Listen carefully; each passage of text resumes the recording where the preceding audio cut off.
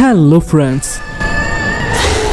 ഇന്ന് നമ്മൾ കാണാൻ പോകുന്നത് ദി അമേസിംഗ് സ്പൈഡർമാന്റെ പാർട്ട് 2 ആണ്. ഈ സിനിമയുടെ പാർട്ട് 1 നമ്മുടെ ചാനലിൽ ഇന്നലെ അപ്ലോഡ് ചെയ്തിരുന്നു. അത് കാണാത്തവരാണെങ്കിൽ ചിലപ്പോൾ പാർട്ട് 2ന്റെ കഥ മനസ്സിലാവില്ല. അതുകൊണ്ട് ആദ്യം പാർട്ട് 1 കാണാൻ ശ്രമിക്കുക. ലിങ്ക് ഡിസ്ക്രിപ്ഷൻ ബോക്സിൽ കൊടുത്തിട്ടുണ്ട്. അപ്പോൾ സമയം കളയാതെ നമുക്ക് കഥയിലേക്ക് കിടക്കാം. എന്റെ പേര് അമിത്. നിങ്ങൾ കണ്ടുകൊണ്ടിരിക്കുന്നത് മൂവി എക്സ്പ്ലെയിനർ.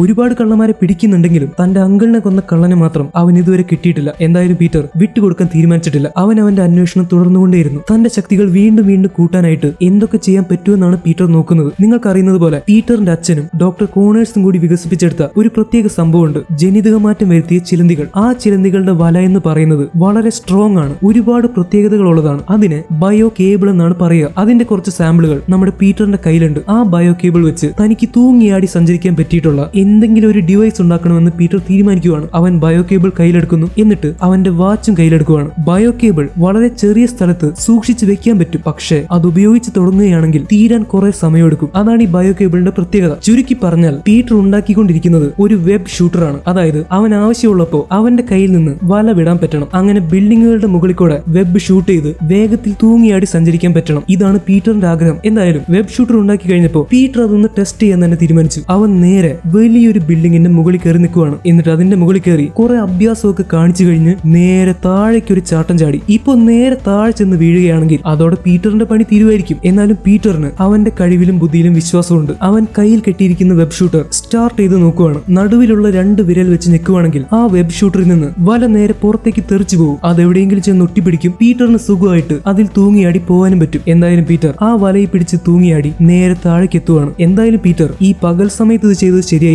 ആരെങ്കിലും കാണുവാണെങ്കിൽ അവർക്ക് അപ്പൊ തന്നെ സംശയം തോന്നില്ലേ. എന്തായാലും ഭാഗ്യത്തിന് അവിടെ ആരും ഉണ്ടായിരുന്നില്ല. പീറ്ററിന്റെ അന്വേഷണം നന്നായിട്ട് തന്നെ തുടരുന്നുണ്ട്. കാരണം പോലീസ് പറയുന്ന കാര്യങ്ങൾ പീറ്ററിനും കൂടെ കേൾക്കാൻ പറ്റിയ ഒരു വാക്കി ടോക്കി ഡിവൈസും പീറ്റർ ഉണ്ടാക്കി വെച്ചിട്ടുണ്ട്. അപ്പൊ എവിടെയൊക്കെ കള്ളനുണ്ടെന്ന് പോലീസുകാർ റിപ്പോർട്ട് ചെയ്യുന്നു. പീറ്ററിന് ഉടനെ തന്നെ അങ്ങോട്ട് പോയി പോലീസുകാരെക്കാളും മുൻപ് കള്ളനെ പിടിക്കാൻ പറ്റും. അവൻ മാസ്ക് എടുത്തണിഞ്ഞ് ബിൽഡിങ്ങുകളുടെ മോളിക്കൂടെ തൂങ്ങിയാടി, ഇടയ്ക്കൊക്കെ പോലീസിന്റെ ഹെലികോപ്റ്ററിൽ പോലും വലവിട്ട് തൂങ്ങിയാടിയാണ് അവൻ സഞ്ചരിക്കുന്നത്. എന്തായാലും കുറച്ച് നാളുകൊണ്ട് ഒരുപാട് കള്ളന്മാരെ വിരട്ടി ഓടിക്കാൻ നമ്മുടെ പീറ്ററിന് സാധിച്ചു. പക്ഷെ അവൻ തേടിക്കൊണ്ടിരിക്കുന്ന ആ കള്ളനെ ഇതുവരെ പിടിയിട്ടില്ല. ഓരോ കള്ളന്മാരെ പിടിക്കുമ്പോഴും പീറ്റർ അവരുടെ കൈ നോക്കും. അതിൽ നക്ഷത്രമോ മറ്റോ പച്ച കുത്തിയിട്ടുണ്ടെങ്കിൽ പിന്നെ അയാൾ എന്ത് ചെയ്യുമെന്ന് പീറ്ററിന് പോലും അറിയില്ല. ഈ സമയത്ത് നഗരത്തിൽ ഇങ്ങനെ കള്ളന്മാരെ വിരട്ടി ഓടിക്കുന്ന ഒരുത്തം വന്നിട്ടുണ്ടെന്ന് വാർത്ത പരക്കാൻ തുടങ്ങി. ഇത് കേട്ടപ്പോൾ പോലീസുകാർക്കും ഭയങ്കരമായിട്ട് സംശയം തോന്നി. പോലീസ് ചെയ്യേണ്ട പണി ഇതാരാണ് ഒറ്റയ്ക്ക് ചെയ്തുകൊണ്ടിരിക്കുന്നത്? ഒരുപാട് ആളുകളെ രാത്രി രക്ഷിച്ചിട്ടുള്ളത് കൊണ്ട് ആളുകൾ അവനെ രക്ഷകൻ എന്നാണ് വിളിക്കുന്നത്. മാത്രമല്ല പിടിക്കുന്നവരെയൊക്കെ അവൻ വലയിൽ തൂക്കിയിട്ടിട്ടാണ് പോവാറ്. നമ്മുടെ ഗ്വെൻ സ്റ്റേസിയുടെ അച്ഛൻ ഒരു പോലീസ് മേധാവിയാണ്. അദ്ദേഹത്തിന് ഈ കാര്യം അത്രയ്ക്ക് അങ്ങോട്ട് പിടിക്കുന്നില്ല. പോലീസ് ചെയ്യേണ്ട ജോലി പോലീസ് ചെയ്തോളും. അത് ചെയ്യാൻ പുറത്തുനിന്ന് ഒരുത്തന്റെ ആവശ്യമില്ല. ഇതാണ് അങ്ങേര് പറയുന്നത്. പക്ഷെ അങ്ങേരുടെ മുന്നിൽ വെച്ച് തന്നെ നമ്മുടെ പീറ്റർ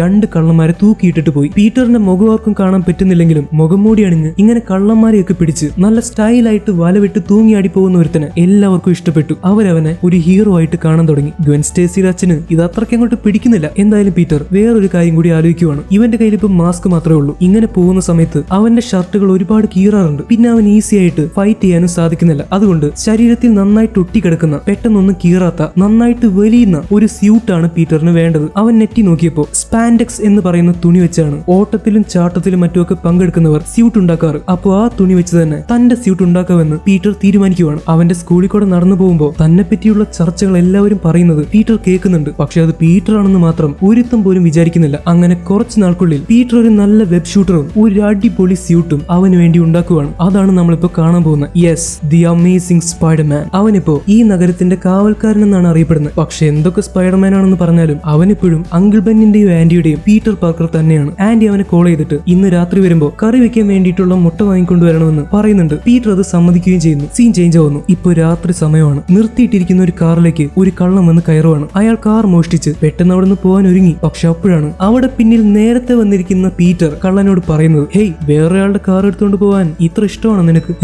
ആരാ നീ? ആരാ? പോലീസാണോ? പോലീസോ? എന്റെ സ്യൂട്ടൊക്കെ കണ്ടിട്ട് പോലീസാണെന്ന് പറയാൻ ചേട്ടൻ എങ്ങനെ തോന്നി? ഞാൻ പോലീസൊന്നുമല്ല. അല്ലെങ്കിൽ തന്നെ ഈ ചോപ്പയും നീലയൊക്കെ ഡ്രസ് ഇട്ടിട്ടാണോ പോലീസ് വരിക? താൻ മണ്ടനാണോ? പീറ്ററിനെ കണ്ട് പേടിച്ച് കള്ളൻ നേരെ വാതിൽ തുറന്ന് പുറത്തേക്ക് ഇറങ്ങാൻ നോക്കുന്നു. പക്ഷെ അപ്പോഴേക്കും ഡോർ എല്ലാം ലോക്കായി. കള്ളൻ ആകെ പരിഭ്രാന്തനായിട്ട് പേടിക്കാൻ തുടങ്ങി. ഏയ് താൻ പേടിക്കൊന്നും വേണ്ട, ഞാൻ പോലീസ് അല്ലെന്ന് പറഞ്ഞല്ലേ. പിന്നെ സ്യൂട്ട് കണ്ടിട്ടാണെങ്കിൽ പെട്ടെന്ന് കീറാതിരിക്കാൻ വേണ്ടിയിട്ട് ഈ തുണിയാണ് നല്ലത്. പക്ഷെ എന്താ ചെയ്യാ, ഈ ചൂടുകാലത്ത് ഇതിട്ടുകൊണ്ട് നടക്കാൻ വലിയ സുഖമൊന്നുമില്ല. ഓ താനൊരു ബുദ്ധിമാനാണല്ലോ, ജനൽ വഴി ഇറങ്ങി ചാടാൻ പോവാണല്ലേ? അപ്പൊ ശരി, പക്ഷേ അങ്ങനെ അങ്ങ് പോയാലോ? ചേട്ടാ എനിക്കിവിടെ കുറച്ചുകൂടി പണി ബാക്കിയുണ്ട്. പീറ്റർ നേരെ വന്ന് കള്ളനെ ദൂരേക്ക് ഉന്തി മാറ്റുവാണ്. പക്ഷെ പെട്ടെന്ന് കള്ളൻ ദേഷ്യം വന്ന് കത്തി പുറത്തേക്ക് എടുത്തു. എടാ, ഞാൻ നിന്നെ കുത്തി കൊല്ലണ്ടെങ്കിൽ മര്യാദയ്ക്ക് എന്റെ വഴിയിൽ നിന്ന് മാറിക്കോ. അയ്യോ അയ്യോ, കത്തി കാണിച്ച് എന്നെ പേടിപ്പിക്കില്ലേ ചേട്ടാ? അയ്യോ, കത്തി കണ്ടാലും എനിക്ക് പേടിയാ. ഞാനിപ്പോ പേടിച്ച് മൂത്രമൊഴിക്കും. നോ നോ, കത്തി പുറത്തേക്ക് എടുക്കരുത്. നോ.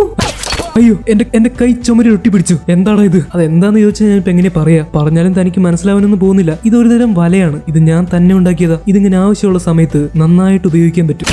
എടാ നാറി, മര്യാദയ്ക്ക് എന്നെ തുറന്നു വിടുന്നതാണ് നിനക്ക് നല്ലത്. അല്ലെങ്കിൽ ഉണ്ടല്ലോ. ഓക്കെ ചേട്ടാ, തുറന്നു വിടാം. ഒരു മിനിറ്റ് ഞാനൊന്ന് ചുമക്കട്ടെ. സോറി ഞാനൊന്ന് ചുമച്ചപ്പോ കൈ നിറയാതെ വെബ് ഷൂട്ടായി. എടാ എന്നെ ഒന്ന് അഴിച്ചു വിടറാ, ഞാനൊന്ന് പോട്ടെ. ഇനി ഞാൻ ഒരിക്കലും നിന്റെ മുന്നിലേക്ക് വരില്ല.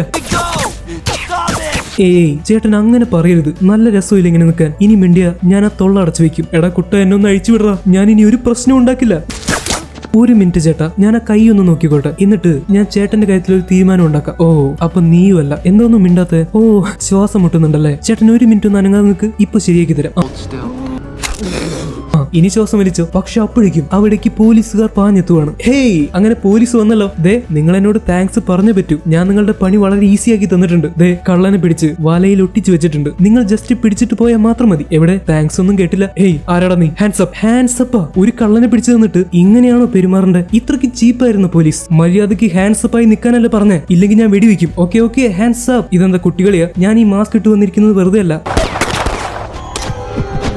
എന്റെ പൊന്നു പോലീസുകാരാ, നിങ്ങളുടെ 80% ജോലി ഞാൻ ചെയ്തു തീർത്തു. എന്നിട്ട് തോക്കെടുത്ത് എന്നെ വെടിവെക്കാൻ പോകുന്നു. ഇപ്പൊ താൻ വെടിവെച്ചില്ലേ? അതെനിക്കിട്ടങ്ങ് കൊണ്ടിരുന്നെങ്കിലോ ആര് സമാധാനം പറയും? എന്നിട്ട് എന്നെ വെടിവെക്കാൻ വരുന്നു. ഒരു കാര്യം ചെയ്യും, ഞാൻ തോക്ക് അവിടെ ഇട്ടേക്കാം. ചേട്ടൻ സമയമുള്ളപ്പോ പോയി എടുത്താൽ മതി. കള്ളനെ പിടിച്ചു തന്നിട്ട് ഒരു നന്ദിയെങ്കിലും പറഞ്ഞൂടെ? പക്ഷെ അപ്പോഴേക്കും കൂടുതൽ പോലീസുകാരങ്ങോട്ട് വരുവാണ്. പീറ്റർ പെട്ടെന്ന് അവരുടെയൊക്കെ കണ്ണു വെട്ടിച്ച് അവിടുന്ന് എസ്കേപ്പ് ആയി. അങ്ങനെ ചാടി മറിഞ്ഞ് വണ്ടികളുടെ മേലെക്കൂടെയൊക്കെ കയറി ഇഷ്ടം പോലെ വെബ് ഷൂട്ട് ചെയ്ത് തൂങ്ങിയാടിയാണ് പീറ്റർ പോയിക്കൊണ്ടിരിക്കുന്നത്. അങ്ങനെ പീറ്റർ പോയി കഴിഞ്ഞപ്പോഴാണ് നമ്മുടെ ഗ്വെൻ സ്റ്റേസിയുടെ അച്ഛനും ഉയർന്ന പോലീസ് ഉദ്യോഗസ്ഥനുമായിട്ടുള്ള മിസ്റ്റർ സ്റ്റേസി അങ്ങോട്ട് വരുന്നത്. അയാൾക്ക് ദേഷ്യം വന്നു. നിങ്ങളൊക്കെ പോലീസാണെന്ന് പറഞ്ഞ് നടന്ന മാത്രം പോരാ, ഇവിടെ നമ്മുടെ കൂട്ടത്തിൽ 38 മിടുക്കന്മാരായ പോലീസുകാരുണ്ട്. എന്നിട്ട് ആ മാസ്ക് ഇട്ട് നടക്കുന്നവനെ പിടിക്കാൻ ഒരാളെ കൊണ്ട് പോലും പറ്റിയില്ല. പോലീസാണെന്ന് പറഞ്ഞ് നടക്കാൻ നാണമില്ലേ? ഇനി ശ്രദ്ധിച്ചോ, അവൻ എവിടെ വെച്ച് കണ്ടാലും പിടിക്കണം. സീൻ ചേഞ്ച് ആവുന്നു. പീറ്റർ ഇപ്പോ അവന്റെ വീട്ടിലേക്ക് കയറി വന്നിരിക്കുവാണ്. അവിടെ ആന്റി അവനെ കാത്തിരിക്കുന്നുണ്ട്. ആന്റി ചോദിക്കുന്നു, പീറ്റർ ഇന്ന് ഒരുപാട് നേരം വൈകിയല്ലോ. ഞാൻ പറഞ്ഞ മുട്ട വാങ്ങിയല്ലേ? അയ്യോ ആന്റി, ഞാൻ മറന്നുപോയി. ഒരു കാര്യം ചെയ്യാം, ഞാൻ ഇപ്പൊ തന്നെ പോയി വാങ്ങിയിട്ട് വരാം. പീറ്റർ അവിടെ നിൽക്ക്, അത് കുഴപ്പമില്ല. ഇനി ഈ സമയത്ത് മോൻ എങ്ങോട്ട് പോകണ്ട. പീറ്റർ, നീ എന്താ നിന്റെ മുഖം കാണിക്കാത്ത? നിന്റെ ഡ്രസ്സ് മാറ്റ്. ഞാൻ ആ മുഖം ഒന്ന് നോക്കട്ടെ. നിന്നോട് പറഞ്ഞത് മുഖത്ത് നിന്ന് ഡ്രസ്സ് മാറ്റാൻ. പീറ്റർ മുഖത്ത് നിന്ന് ഡ്രസ്സ് മാറ്റിയപ്പോ ആന്റി ഞെട്ടിപ്പോയി. ആരുടെയൊക്കെയോ കയ്യിൽ നിന്ന് ഇടി വാങ്ങി മുറിഞ്ഞിരിക്കുന്ന മുഖമാണ് ആന്റിക്ക് കാണാൻ പറ്റുന്നത്. അവർക്ക് ഒരുപാട് വിഷമമായി. മോനെ പീറ്റർ, നീ ഇതെങ്ങോട്ട് പോകുന്നേ? നിന്നെ ആരടിച്ചത്? എന്താ നിനക്ക് പറ്റിയേ? ആന്റി എന്നോടൊന്നും ചോദിക്കരുത്. ആന്റി പോയി ഉറങ്ങിക്കോ പ്ലീസ് മോനെ. ആന്റിയോടൊന്നും മറച്ചു വെക്കില്ലേ. എന്തുണ്ടെങ്കിലും ആന്റിയോട് പറയും. ആന്റി പ്ലീസ് ഒന്ന് പോയി കിടന്ന് ഉറങ്ങാനല്ലേ പറഞ്ഞത്? എനിക്ക് ഉറങ്ങാൻ പറ്റില്ല. നീ ഇങ്ങനെ ആരുടെയെങ്കിലും കയ്യിൽ നിന്ന് അടി വാങ്ങി വരുമ്പോ ആന്റിക്ക് എങ്ങനെ ഉറങ്ങാൻ പറ്റും? എന്റെ മോൻ വേദനിച്ചിരിക്കുമ്പോ ആന്റി ഉറങ്ങില്ല. മോനെ പീറ്റർ, നിനക്ക് എന്തുണ്ടെങ്കിലും ആന്റിയോട് പറയാം. നീ ഒരുപാട് രഹസ്യങ്ങൾ കൊണ്ടു നടക്കുന്നുണ്ട്, പക്ഷെ അതത്ര നല്ലതല്ല മോനെ. ആന്റി ഇങ്ങനെയൊക്കെ പറഞ്ഞെങ്കിലും പീറ്റർ മറുപടി ഒന്നും പറയാതെ നേരെ റൂമിലേക്ക് കയറി പോവാണ്. സീൻ ചേഞ്ച് ആവുന്നു. ഡോക്ടർ കോണേഴ്സിന്റെ ലാബാണ് കാണിക്കുന്നത്. അദ്ദേഹത്തിന്റെ പരീക്ഷണം വിജയിക്കുകയും ഫ്രെഡി എന്ന് പറഞ്ഞ എലിയുടെ മുറിഞ്ഞു പോയ കൈ തിരിച്ചു വരികയും ചെയ്തു. ഈ കാര്യം അറിഞ്ഞതുകൊണ്ട് തന്നെ ഓസ്കോപ്പ് ഇൻഡസ്ട്രീസിന്റെ മാനേജർ ആയിട്ടുള്ള രജിത് രാധ കാര്യങ്ങളെ പറ്റി കൂടുതൽ അറിയാൻ വേണ്ടി അങ്ങോട്ടേക്ക് വന്നിട്ടുണ്ട്. ഡോക്ടർ കോണേഴ്സ് പറയുന്നു, മിസ്റ്റർ രജിത് രാധ, ഈ ഫ്രെഡി എന്ന് പറയുന്ന എലിയെ ഞാൻ ഒരുപാട് നാളെ വളർത്താൻ തുടങ്ങിയിട്ട് അവന്റെ മുറിഞ്ഞു പോയ കൈ തിരിച്ചു വരുമെന്ന് ഞാൻ ഒരിക്കലും വിചാരിച്ചതല്ല. പക്ഷേ എന്റെ പരീക്ഷണം വിജയിച്ചു. അവന്റെ കൈ തിരിച്ചു വന്നു. ഇനി ഈ പരീക്ഷണങ്ങൾ മനുഷ്യരിലേക്ക് എത്തിക്കുന്നതിന് മുൻപ് നമുക്ക് മനുഷ്യരുമായിട്ട് ഒരുപാട് സാമ്യമുള്ള ആൾക്കുരങ്ങുകളിൽ പരീക്ഷിക്കണം. എന്നാൽ മാത്രമാണ് ഇത് മനുഷ്യരിൽ എത്രത്തോളം ശരിയാവുമെന്ന് നമുക്ക് പറയാൻ സാധിക്കൂ. പക്ഷേ ഡോക്ടർ കോണേഴ്സ്, അത് ശരിയാവുമെന്ന് എനിക്ക് തോന്നുന്നില്ല. ഇങ്ങനെ ചെറിയ ചെറിയ പരീക്ഷണങ്ങൾ ചെയ്യാൻ വേണ്ടി നമ്മളുടെ കയ്യിൽ ഇനി സമയമില്ല. അതെന്താ നിങ്ങൾ അങ്ങനെ പറയുന്നത്? ഇത് നേരിട്ട് മനുഷ്യരുടെ മേൽ നമുക്ക് പരീക്ഷിക്കാൻ പറ്റില്ലല്ലോ. അതിലൊരുപാട് അപകടമുണ്ട്. അതൊക്കെ ശരി തന്നെ. പക്ഷേ ഈ കമ്പനി പ്രവർത്തിക്കുന്നതും നിങ്ങൾക്ക് പണം തരുന്നതും ഞാൻ ദൈവമായിട്ട് കാണുന്നതും ഒക്കെ മിസ്റ്റർ നോമൻ ഓസ്ബോണിനെയാണ്. അദ്ദേഹം ഇപ്പോൾ വയ്യാതെ വയ്യാതെ മരണക്കിടക്കയിൽ കിടക്കുവാണ്. എത്രയും പെട്ടെന്ന് ഈ മരുന്ന് അദ്ദേഹത്തിന്റെ അടുത്ത് എത്തിച്ചേ പറ്റൂ. പക്ഷെ അദ്ദേഹത്തിന് കുഴപ്പമൊന്നും പറ്റാതിരിക്കാൻ വേണ്ടി നമ്മൾക്കിത് മറ്റുള്ള മനുഷ്യരുടെ മേൽ ഒന്ന് പ്രയോഗിച്ച് നോക്കാം. അല്ലാതെ അതിനു മുമ്പ് ആൾക്കുരങ്ങിന്റെ മേലും പട്ടിയുടെ മേലും ഒന്നും പരീക്ഷിക്കേണ്ട ആവശ്യമില്ല. നോ ഡോക്ടർ രജിത് രാധ, നിങ്ങൾ പറയുന്നത് ശരിയല്ല. ഇത് മനുഷ്യരുടെ മേൽ നേരിട്ട് പ്രയോഗിച്ച് അവരെ കൊലക്കി കൊടുക്കാൻ എന്നെ കൊണ്ട് പറ്റില്ല. ഞാനത് ചെയ്യില്ല. അങ്ങനെയാണെങ്കിൽ മിസ്റ്റർ നോമൻ ഓസ്ബോൺ മരിച്ചു പോകും. ഒരു കാര്യം മനസ്സിലാക്കണം, ഒരു മനുഷ്യൻ ജനിച്ചിട്ടുണ്ടെങ്കിൽ അവൻ എന്നായാലും മരിച്ചിരിക്കും. അത് തടയാൻ നമ്മളെ കൊണ്ട് പറ്റില്ല. അതിപ്പോ മിസ്റ്റർ നോമൻ ഓസ്ബോൺ ആയാലും മരിക്കും. പക്ഷേ നമ്മൾ ദൈവമായിട്ട് കാണേണ്ട ആളാണ് മിസ്റ്റർ നോമൻ ഓസ്ബോൺ. അദ്ദേഹത്തിന് അങ്ങനെ മരണത്തിന് വിട്ടുകൊടുക്കാൻ എന്നെ കൊണ്ട് പറ്റില്ലല്ലോ. എത്രയും പെട്ടെന്ന് ഇത് മനുഷ്യനിൽ പരീക്ഷിച്ചേ പറ്റൂ. ഇതെന്റെ ഓർഡറാണ്. നിങ്ങൾ എന്താണ് പറയുന്നത്? ഇങ്ങനെ ജീവൻ പോലും അപകടത്തിലാവുന്ന ഒരു പരീക്ഷണത്തിന് ഏത് മനുഷ്യനാണ് മുന്നോട്ട് വരിക? അതിന് ആരും മുന്നോട്ട് വരണമെന്ന് ഞാൻ പറഞ്ഞില്ലല്ലോ. ഇത് നമ്മളായിട്ട് കൊണ്ട് ആരും അറിയാതെ മനുഷ്യരുടെ മേൽ കുത്തിവയ്ക്കണം. അതിനുള്ള വഴിയൊക്കെ എന്റെ കയ്യിലുണ്ട്. നമ്മുടെ കമ്പനിയായിട്ട് ടൈപ്പുള്ള കുറെ ഹോസ്പിറ്റൽസ് ഉണ്ട്. ആ ഹോസ്പിറ്റലിലൊക്കെ പാവപ്പെട്ട കുറെ രോഗികളും ഉണ്ട്. ഈ മരുന്ന് അവിടെയുള്ള ഡോക്ടേഴ്സിന്റെ കയ്യിൽ എത്തിച്ചാൽ മാത്രം മതി. അവരിത് എന്തെങ്കിലുമൊക്കെ കാരണം പറഞ്ഞ് ആ മനുഷ്യരുടെ മേൽ കുത്തിവെച്ചോളൂ. എന്നിട്ട് റിസൾട്ട് എങ്ങനെയുണ്ടെന്ന് നമുക്ക് നോക്കാം. അത് കഴിഞ്ഞ് ഈ മരുന്ന് കൊണ്ട് നമുക്ക് മിസ്റ്റർ നോമൻ ഓസ്ബോണിനെ രക്ഷിക്കാം. ഇനിയിപ്പോ ആർക്കെങ്കിലും സംശയം തോന്നിയാൽ തന്നെ വല്ല വാക്സിൻ ആണെന്ന് പറഞ്ഞാൽ മതി. അതൊക്കെ അവർ വിശ്വസിച്ചോളും. ഒരു പ്രശ്നം ഉണ്ടാവില്ല. മിസ്റ്റർ രജിത് രാധ, നിങ്ങൾ പറയുന്ന കാര്യങ്ങളൊന്നും ഒട്ടും തന്നെ ശരിയല്ല. പാവപ്പെട്ട മനുഷ്യരെ കൊലക്കി കൊടുക്കുന്ന കാര്യമാണ് നിങ്ങൾ പറയുന്നത്. അതിന് കൂട്ടുനിൽക്കാൻ എന്നെ കൊണ്ട് പറ്റില്ല. ഞാൻ അതിന് സമ്മതിക്കില്ല. അതിന് നിങ്ങളുടെ സമ്മതം ഞാൻ ചോദിച്ചില്ലല്ലോ. ഇതുപോലെ തന്നെ 15 വർഷം മുമ്പ് നിങ്ങളുടെ കൂട്ടുകാരനായിരുന്ന ഒരു സയന്റിസ്റ്റ് ഇതേ ഡയലോഗ് എന്നോട് പറഞ്ഞു, ഞങ്ങൾ പറയുന്ന കാര്യങ്ങൾക്കൊന്നും കൂട്ടു നിൽക്കില്ലെന്ന്. പിന്നെ അയാൾക്ക് എന്താണ് സംഭവിച്ചതെന്ന് അറിയാമല്ലോ. അയാളുടെ മകൻ പീറ്ററുമായിട്ട് നിങ്ങൾക്ക് കണക്ഷൻ ഉണ്ടെന്ന് എനിക്ക് നന്നായിട്ട് അറിയാം. അതുകൊണ്ട് നിങ്ങളുടെ നല്ലതിന് വേണ്ടിയാണ് പറയുന്നത്. ഞങ്ങളുടെ കൂടെ നിന്നാൽ നിങ്ങൾക്ക് ആവശ്യമുള്ള എല്ലാം തരും. ഇല്ലെങ്കിൽ നിങ്ങൾ ഈ മരുന്നിനെ പറ്റി മറന്നേക്ക്. ഇത് ഓസ്കോപ്പ് ഇൻഡസ്ട്രീസിന്റെ സ്വത്താണ്. ഞങ്ങളുടെ പണം ഉപയോഗിച്ചാണ് താൻ ഇത് കണ്ടുപിടിച്ചിരിക്കുന്നത്. അതുകൊണ്ട് ഇതിന്റെ മേൽ തന്നേക്കാൾ അധികാരം ഞങ്ങൾക്കുണ്ട്. ഇത് വെച്ച് എന്ത് ചെയ്യണമെന്നുള്ളത് ഓസ്കോപ്പ് ഇൻഡസ്ട്രീസിന്റെ ഇഷ്ടമാണ്. അത് മാത്രമല്ല, തന്റെ ഈ പോയ കൈ തിരിച്ചു വേണമെന്നത് തന്റെ ഒരുപാട് നാളത്തെ ആഗ്രഹമല്ലേ. ആ ആഗ്രഹം തൽക്കാലം മറന്നേക്ക്. ഞങ്ങളുടെ കൂടെ നിന്നില്ലെങ്കിൽ ഈ മരുന്ന് തനിക്ക് കിട്ടില്ലെന്ന് മാത്രമല്ല,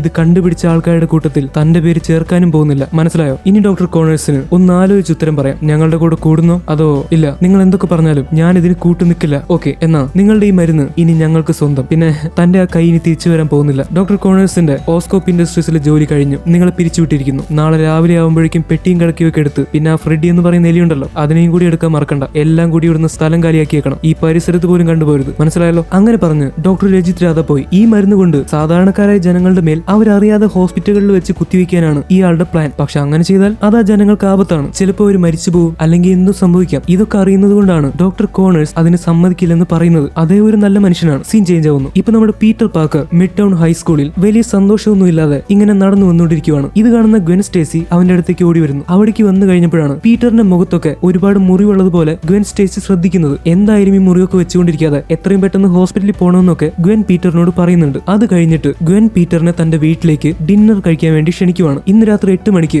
ഈ അഡ്രസ് നോക്കി വരണമെന്ന് പറഞ്ഞിട്ടാണ് ഗ്വെൻ സ്റ്റേസി പോകുന്നത്. എന്തായാലും പീറ്റർ അത് സമ്മതിക്കുന്നു. അവനിപ്പോ ആകെ വിഷമത്തിലാണ്. അപ്പൊ ഗ്വെന്നിന്റെ കൂടെ ഡിന്നറിന് പോവുകയാണെങ്കിൽ കുറച്ചൊക്കെ ആശ്വാസം കിട്ടുമെന്ന് പീറ്ററും വിചാരിച്ചു കാണും. അടുത്ത സീനിൽ കാണിക്കുന്നത് ഓസ്കോപ്പ് ഇൻഡസ്ട്രീസ് ആണ്. അവിടെ നമ്മുടെ ഡോക്ടർ കോണേഴ്സ് ഒരു കാര്യത്തെ പറ്റി തല പുകഞ്ഞ് ആലോചിച്ചുകൊണ്ടിരിക്കുകയാണ്. ഈ ദിവസം കഴിഞ്ഞാൽ ഡോക്ടർ കോണേഴ്സിന് അദ്ദേഹം കണ്ടുപിടിച്ച മരുന്നിന്റെ മേൽ യാതൊരു കൺട്രോളും ഉണ്ടാവില്ല. പിന്നെ അത് വെച്ച് എന്തൊക്കെ ചെയ്യണമെന്നുള്ളത് ഓസ്കോപ്പ് ഇൻഡസ്ട്രീസിന്റെ കയ്യിലാണ്. മാത്രമല്ല, പിന്നെ അദ്ദേഹത്തിന് ജോലി ഉണ്ടാവില്ല, സ്വന്തമായിട്ട് ലാബ് ഉണ്ടാവില്ല, ഒന്നും ഉണ്ടാവില്ല. അതുകൊണ്ട് ഡോക്ടർ കോണേഴ്സ് ഒരു കാര്യം തീരുമാനിക്കുകയാണ്. താൻ കണ്ടുപിടിച്ച മരുന്ന് തന്റെ മേൽ തന്നെ ആദ്യം പരീക്ഷിച്ച് നോക്കണം. അദ്ദേഹം പെട്ടെന്ന് ചെന്ന് ആ മരുന്നെടുത്ത് തന്റെ ശരീരത്തിലേക്ക് തന്നെ കുത്തിവെച്ച് പരീക്ഷിക്കുകയാണ്. അത് കുത്തിവെച്ച ഉടനെ അദ്ദേഹത്തിന്റെ മേലാകെ വേദന എടുക്കാൻ തുടങ്ങി. ആളാകെ വേദന കൊണ്ട് പൊളയാൻ തുടങ്ങി. എന്ത് സംഭവിക്കുമെന്ന് അറിയില്ല. സീൻ ചേഞ്ച് ആവുന്നു. അടുത്ത സീനിൽ കാണിക്കുന്നത് ഗ്വെൻ സ്റ്റേസിയുടെ അപ്പാർട്ട്മെന്റ് ആണ്. ഒരുപാട് നിലകൾ മുകളിലാണ് ഗ്വെൻ സ്റ്റേസിയും കുടുംബവും താമസിക്കുന്നത്. അവിടെ ജനലിൽ ഒരു തട്ട് കേട്ടപ്പോ ഗ്വെൻ അങ്ങോട്ട് ചെന്ന് നോക്കി. അവിടെയുള്ള ആളെ കണ്ടപ്പോൾ അവൾ ഞെട്ടിപ്പോയി. അത് ഗ്വെന്നിന്റെ പ്രിയപ്പെട്ട പീറ്റർ പാർക്കർ ആണ്. എന്തായാലും ഗ്വെന്നിന് അത്ഭുതമായി. നീ എങ്ങനെ ഇത്രയും ഉയരത്തിലേക്ക് കയറുമെന്നാണ് ഗ്വെൻ ചോദിക്കുന്നത്. പീറ്റർ പറയുന്നു, ഞാൻ അങ്ങോട്ട് കയറാൻ നേരത്ത് സെക്യൂരിറ്റി എന്നെ കയറ്റിവിട്ടില്ല. പിന്നെ കഷ്ടപ്പെട്ട്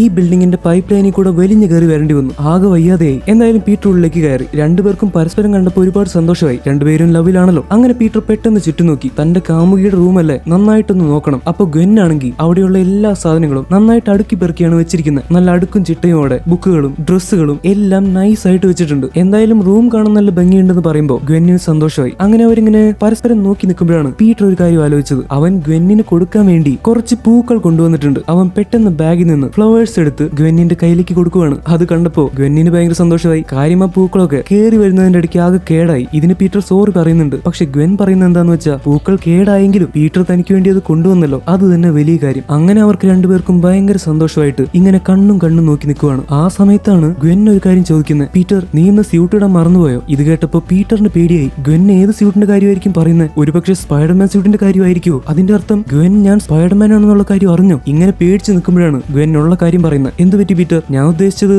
ഈ ഡിന്നറിനൊക്കെ വരുമ്പോ നല്ല സ്യൂട്ടും കോട്ടും ഒക്കെ ഇട്ടിട്ടാണല്ലോ ആളുകൾ വരാറ്. അങ്ങനെ വന്നാലല്ലേ എന്റെ അച്ഛനെ നിനക്ക് ഇംപ്രസ് ചെയ്യാൻ പറ്റൂ, അതുകൊണ്ട് ചോദിച്ചതാ. ഓ ആ കാര്യമാണോ, അത് ഞാൻ മറന്നുപോയി, ഇനി വരുമ്പോ എന്തായാലും സ്യൂട്ട് ഇടാം. അങ്ങനെ ഒരു പരസ്പരം പറഞ്ഞു നിൽക്കുമ്പോഴാണ് പെട്ടെന്ന് ഗ്വെന്നിന്റെ ഡാഡി ആയിട്ടുള്ള പോലീസ് മേധാവി ആയിട്ടുള്ള മിസ്റ്റർ സ്റ്റേസി അങ്ങോട്ട് കടന്നു വരുന്നത്. അവിടെ റൂമിൽ മോളുടെ കൂടെ വേറൊരുത്തിനെ കണ്ട് ഡാഡി പകച്ചുപോയി. ഡാഡിയെ കണ്ട് ഗ്വെന്നും പീറ്ററും കൂടെ പകച്ചുപോയി. പക്ഷെ സ്റ്റേസിക്ക് കാര്യം മനസ്സിലായി. ഇന്ന് ഡിന്നറിന് വരാമെന്ന് പറഞ്ഞിരുന്ന പീറ്റർ ആയിരിക്കും ഇത്. ആ കാര്യം ചോദിക്കുമ്പോൾ ഗ്വെൻ പെട്ടെന്ന് ഇടയ്ക്ക് കയറി പറയുന്നുണ്ട്, അച്ഛാ ഇതാണ് ഞാൻ പറഞ്ഞ പീറ്റർ, ഇന്ന് ഡിന്നറിന് വരുമെന്ന് പറഞ്ഞിരുന്നില്ലേ, അവൻ കുറച്ച് നേരത്തെ വന്നു, അപ്പൊ ഞാൻ എന്റെ റൂമിലേക്ക് കൊണ്ടുവന്നതാ. ഗ്വെൻ അങ്ങനെ പറഞ്ഞു കഴിഞ്ഞ് പീറ്റർ പോയിട്ട് മിസ്റ്റർ സ്റ്റേസിയെ പരിചയപ്പെടുവാണ്. Nice to meet you sir എന്ന് പറഞ്ഞ് കൈ കൊടുക്കുമ്പോൾ മിസ്റ്റർ സ്റ്റേസിയും, അപ്പൊ നീയാണല്ലേ എന്റെ മോളെ വളയ്ക്കാൻ നോക്കുന്നവൻ, നിന്നെ ഞാൻ ശരിയാക്കി തരാം എന്നുള്ള ഭാവത്തിൽ തിരിച്ച് പീറ്ററിന് കൈ കൊടുക്കുന്നുണ്ട്. അങ്ങനെ അവരെല്ലാവരും കൂടി ഡിന്നർ കഴിക്കാൻ വേണ്ടി പോവുകയാണ്. അടുത്ത സീനി കാണിക്കുന്നത് നമ്മുടെ ഡോക്ടർ കോണേഴ്സിനെയാണ്. തലേദിവസം മരുന്ന് കുത്തിവെച്ചപ്പോ ഭയങ്കരമായിട്ട് വേദന എടുത്ത് കിടന്ന് ഉറങ്ങിയ ആളാണ് മിസ്റ്റർ കോണേഴ്സ്. അദ്ദേഹം എണീറ്റ് നോക്കുമ്പോൾ എന്തൊക്കെയോ വ്യത്യാസം വന്നിട്ടുണ്ട്. അദ്ദേഹത്തിന്റെ കൈ അനങ്ങുന്ന പോലെ, മാത്രമല്ല പുതിയതായിട്ട് കുളിര് കോരുന്നു, എന്തോ ഇക്കിളിയാവുന്നത് പോലെ. ആളങ്ങോട്ട് നോക്കിയപ്പോഴാണ് ഞെട്ടിപ്പോയത്. അദ്ദേഹത്തിന്റെ ഇല്ലാതെ ഇരുന്ന വലത്തെ കൈയുടെ ഭാഗത്ത് ചേതലരിച്ചതുപോലെ ഇരിക്കുന്നു, അല്ലെങ്കിൽ ഒരു പാമ്പിന്റെ ഉറ വന്നതുപോലെ ഇരിക്കുവാണ്. പാമ്പിന്റെ തൊലിയൊക്കെയല്ലേ അതുപോലെ. അദ്ദേഹം എന്താണ് സംഭവിച്ചതെന്ന് അറിയാൻ വേണ്ടി ആ തൊലി പതുക്കെ പൊളിച്ച് മാറ്റി നോക്കി. അതിന്റെ ഉള്ളിലെ കാഴ്ച കണ്ട അദ്ദേഹത്തിന് എന്താണ് തോന്നിയതെന്ന് പറഞ്ഞറിയിക്കാൻ പറ്റുന്നില്ല. കാരണം ഇത്രയും നാൾ അദ്ദേഹം ആഗ്രഹിച്ച് നടന്ന അദ്ദേഹത്തിന്റെ നഷ്ടപ്പെട്ടു പോയ കൈയാണ് അവിടെ തിരിച്ചു വന്നിരിക്കുന്നത്. അതായത് താൻ കണ്ടുപിടിച്ച മരുന്ന് കൊണ്ട് ഗുണമുണ്ട്, അത് മനുഷ്യരുടെ മേൽ കുത്തിവെച്ചാലും പ്രശ്നമൊന്നും ഉണ്ടാവാൻ ചാൻസ് ഇല്ല. ഈ കാര്യം മിസ്റ്റർ കോണേഴ്സിന് മനസ്സിലായി. അദ്ദേഹം ആ പുതിയ കൈ തൊട്ട് നോക്കുമ്പോൾ അദ്ദേഹത്തിന് ക്ലിയാവുകയാണ്. പല കാര്യങ്ങളും ആ കൈ കൊണ്ട് അദ്ദേഹത്തിന് ഫീൽ ചെയ്യാൻ സാധിക്കുന്നു. ഒരുപാട് സന്തോഷമായിട്ട് ഇങ്ങനെ ഇരിക്കുന്നതിന്റെ ഇടയ്ക്കാണ് പെട്ടെന്നുള്ള ഒരു കാര്യം ഓർക്കുന്നത്. മിസ്റ്റർ രജിത് രാധ ഈ മരുന്ന് കൊണ്ടുപോയി ആശുപത്രിയിലെ പാവങ്ങളുടെ മേൽ കുത്തിവെച്ച് കൊലക്കി കൊടുക്കാനുള്ള പരിപാടിയിലാണ്. അത് എത്രയും പെട്ടെന്ന് തടയണം. എന്തായാലും ഒരു മനുഷ്യനായിട്ടുള്ള തന്റെ മേൽ കുത്തിവെച്ചിട്ട് പ്രശ്നമൊന്നും ഉണ്ടായില്ല. അതുകൊണ്ട് തന്നെ മിസ്റ്റർ നോമൻ ഓസ്ബോണിന്റെ മേൽ കുത്തിവെച്ചാലും പ്രശ്നമൊന്നും ഉണ്ടാവില്ലെന്ന് എത്രയും പെട്ടെന്ന് മിസ്റ്റർ രജിത് രാധയെ അറിയിച്ചാൽ അദ്ദേഹം പാവങ്ങളെ കൊലക്കി കൊടുക്കില്ല. ഡോക്ടർ കോണേഴ്സ് പെട്ടെന്ന് പോയിട്ട് ഡോക്ടർ രജിത് രാധയെ കോൾ ചെയ്യുന്നു. പക്ഷെ അപ്പോഴാണ് ഒരു കാര്യം അറിയുന്നത്. മിസ്റ്റർ രജിത് രാധ ഓൾറെഡി പാവങ്ങളെ കൊലക്കി കൊടുക്കാൻ വേണ്ടി ഏതോ ആശുപത്രിയിലേക്ക് മരുന്ന് കൊണ്ട് പോയിക്കൊണ്ടിരിക്കുകയാണ്. എത്രയും പെട്ടെന്ന് രജിത് രാധയെ തടയണമെന്നാണ് അയാളുടെ അസിസ്റ്റന്റിനോട് ഡോക്ടർ കോണേഴ്സ് പറയുന്നത്. പക്ഷെ അപ്പോഴേക്കും അയാൾക്ക് പെട്ടെന്ന് ഒരു തലവേദന വരാൻ തുടങ്ങി. ഒട്ടും തന്നെ സഹിക്കാൻ പറ്റാത്ത തലവേദന. അയാൾ ഫോൺ താഴെ ഇട്ടിട്ട് പെട്ടെന്ന് പുറത്തേക്ക് കിടക്കുവാണ്. ഇനി വേറെ ആരും വേണ്ട, താൻ തന്നെ നേരിട്ട് പോയിട്ട് മിസ്റ്റർ രജിത് രാധയെ തടയും. ഡോക്ടർ കോണേഴ്സ് പെട്ടെന്ന് ചെന്ന് ഒരു ടാക്സിയുടെ ഉള്ളിലേക്ക് കയറുവാണ്. ടാക്സിക്കാരൻ എങ്ങോട്ട് പോകേണ്ടതെന്ന് ചോദിക്കുമ്പോൾ ഡോക്ടർ കോണേഴ്സ് കറക്റ്റ് ലൊക്കേഷൻ പറഞ്ഞു കൊടുക്കുന്നു. പക്ഷെ അത് കഴിഞ്ഞപ്പോഴേക്കും ഡോക്ടർ കോണേഴ്സിന്റെ മേലൊക്കെ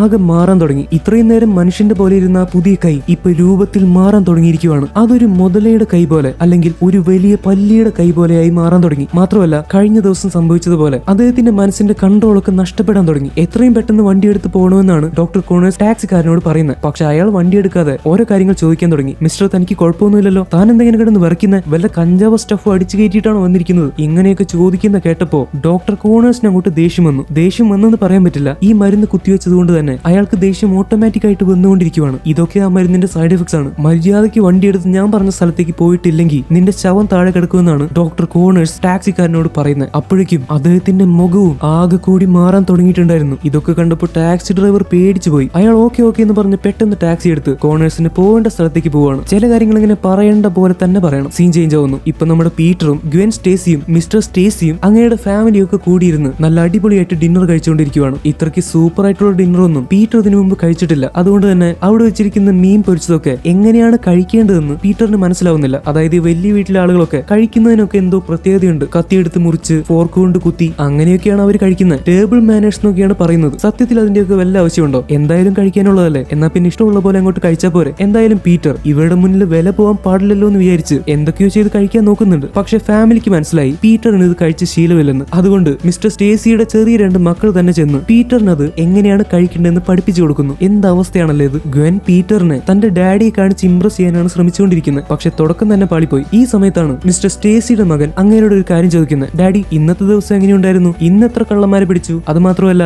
നിങ്ങൾ എല്ലാവരും സ്പൈഡർമാനെ പിടിക്കാൻ നോക്കി നടന്നിട്ട് കുറെ നാളായല്ലോ, ഇതുവരെ പിടിക്കാൻ പറ്റിയില്ലേ? ഇത് കേട്ടപ്പോ വല്ല വാഴയും വെച്ചാൽ മതിയായിരുന്നു എന്ന് മിസ്റ്റർ സ്റ്റേസിക്ക് തോന്നിക്കാണും. എന്തായാലും തന്റെ ഭാഗം ക്ലിയർ ആക്കാൻ വേണ്ടി മിസ്റ്റർ സ്റ്റേസി പറയാൻ തുടങ്ങി. സ്പൈഡർമാന്റെ കാര്യമല്ലേ, അതൊക്കെ വഴിയെ ഞങ്ങൾ പിടിച്ചോളാം, ഇതുവരെ പിടിക്കാൻ പറ്റിയിട്ടില്ല. ഈ സ്പൈഡർമാൻ എന്ന് പറയുന്ന കള്ളനുണ്ടല്ലോ, അവൻ ഞങ്ങൾക്കൊരു തലവേദനയായി മാറിയിട്ടുണ്ട്. ഈ രാത്രി പോയിട്ട് അവൻ ഇഷ്ടമുള്ള കള്ളന്മാരെയൊക്കെ പിടിച്ചിടിച്ച് വലയിൽ തൂക്കിയിടുന്നതാണ് അവന്റെ പരിപാടി. അവൻ ശരിക്കും ഒരു കുറ്റവാളിയാണ്. ഇങ്ങനെയുള്ളവന്മാരെ പുറത്തിറങ്ങി നടക്കാൻ അനുവദിക്കരുത്. ഇവൻ ആളുകൾക്ക് അപകടം ഉണ്ടാക്കും. പക്ഷെ ഇത് കേട്ടിട്ട് പീറ്ററിന് മിണ്ടാതിരിക്കാൻ പറ്റിയില്ല. സാർ എന്താ പറയുന്നത്? അവൻ ആളുകളെ ആക്രമിക്കുന്നുണ്ടെന്നോ? സ്പൈഡർമാൻ ഒരിക്കലും അങ്ങനെ ചെയ്യുന്നില്ല. അങ്ങനെ വരാൻ ഒരു വഴിയുമില്ല. ഞാനൊരു വീഡിയോ കണ്ടിരുന്നു. കാർ മോഷ്ടിക്കാൻ നോക്കുന്നതിന്റെ ഇടയ്ക്ക് സ്പൈഡർമാൻ ആ കള്ളനെ പിടിച്ച് മാറ്റിയിട്ട് വേറെ ആൾക്കാരെ രക്ഷിക്കുന്നത്. എനിക്ക് തോന്നുന്നത് സ്പൈഡർമാൻ പാവപ്പെട്ട ആളുകളെ രക്ഷിക്കാനാണ് നോക്കുന്നതെന്നാണ്, അല്ലാതെ അവനൊരു കുറ്റവാളിയൊന്നുമല്ല. ആളുകൾ അങ്ങനെയാ പറയുന്നത്. ഇത് കേട്ട് സ്റ്റേസിക്ക് മിണ്ടാതിരിക്കാൻ പറ്റുമോ? ഇതിപ്പോ പോലീസുകാർ കുറ്റം പറയുന്ന പോലെയല്ലേ നീ എന്താ പീറ്റർ പറയുന്നത്? ആളുകൾ അങ്ങനെ പലതും പറയും, യൂട്യൂബിൽ പല വീഡിയോയും വരും, അതൊക്കെ സത്യമാണെന്നാണോ വിചാരം? നോക്ക്, ആ കാർ മോഷ്ടിക്കാൻ നടന്ന കള്ളനുണ്ടല്ലോ, അവനെ പിടിക്കണമെന്ന് പോലീസിന് ആഗ്രഹം ഉണ്ടായിരുന്നെങ്കിൽ ഞങ്ങൾ എന്നോ പിടിച്ചേനെ. എന്നിട്ടെന്താ സാർ ഇത്ര നാളായിട്ട് പിടിക്കാതിരുന്നത്? എന്തായാലും പീറ്ററും അച്ഛനും തമ്മിൽ ഇങ്ങനെയൊക്കെ പറയാൻ തുടങ്ങിയതോടെ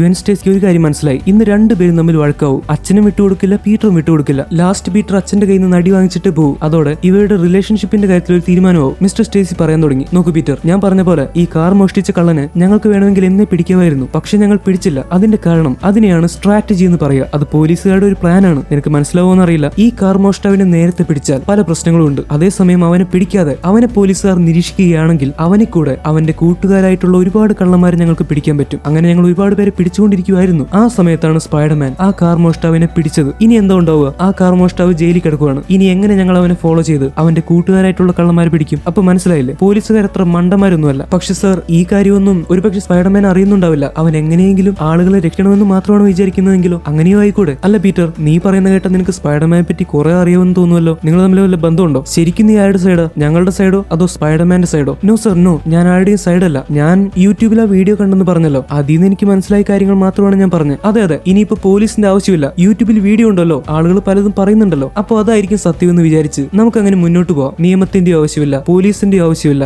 എല്ലാത്തിനും സ്പൈഡർമാൻ മാത്രം മതി. നീ അങ്ങനെയാണോ പറയുന്നത്? അങ്ങനെയല്ല സർ, ആ വീഡിയോ കാണുകയാണെങ്കിൽ നമുക്ക് മനസ്സിലാവും സ്പൈഡർമാൻ ആളുകളെ രക്ഷിക്കാൻ മാത്രമാണ് നോക്കുന്നത്, അല്ലാതെ അവന് മോശമായിട്ട് അങ്ങനെ ഒരു ഉദ്ദേശം ഉണ്ടാവില്ല.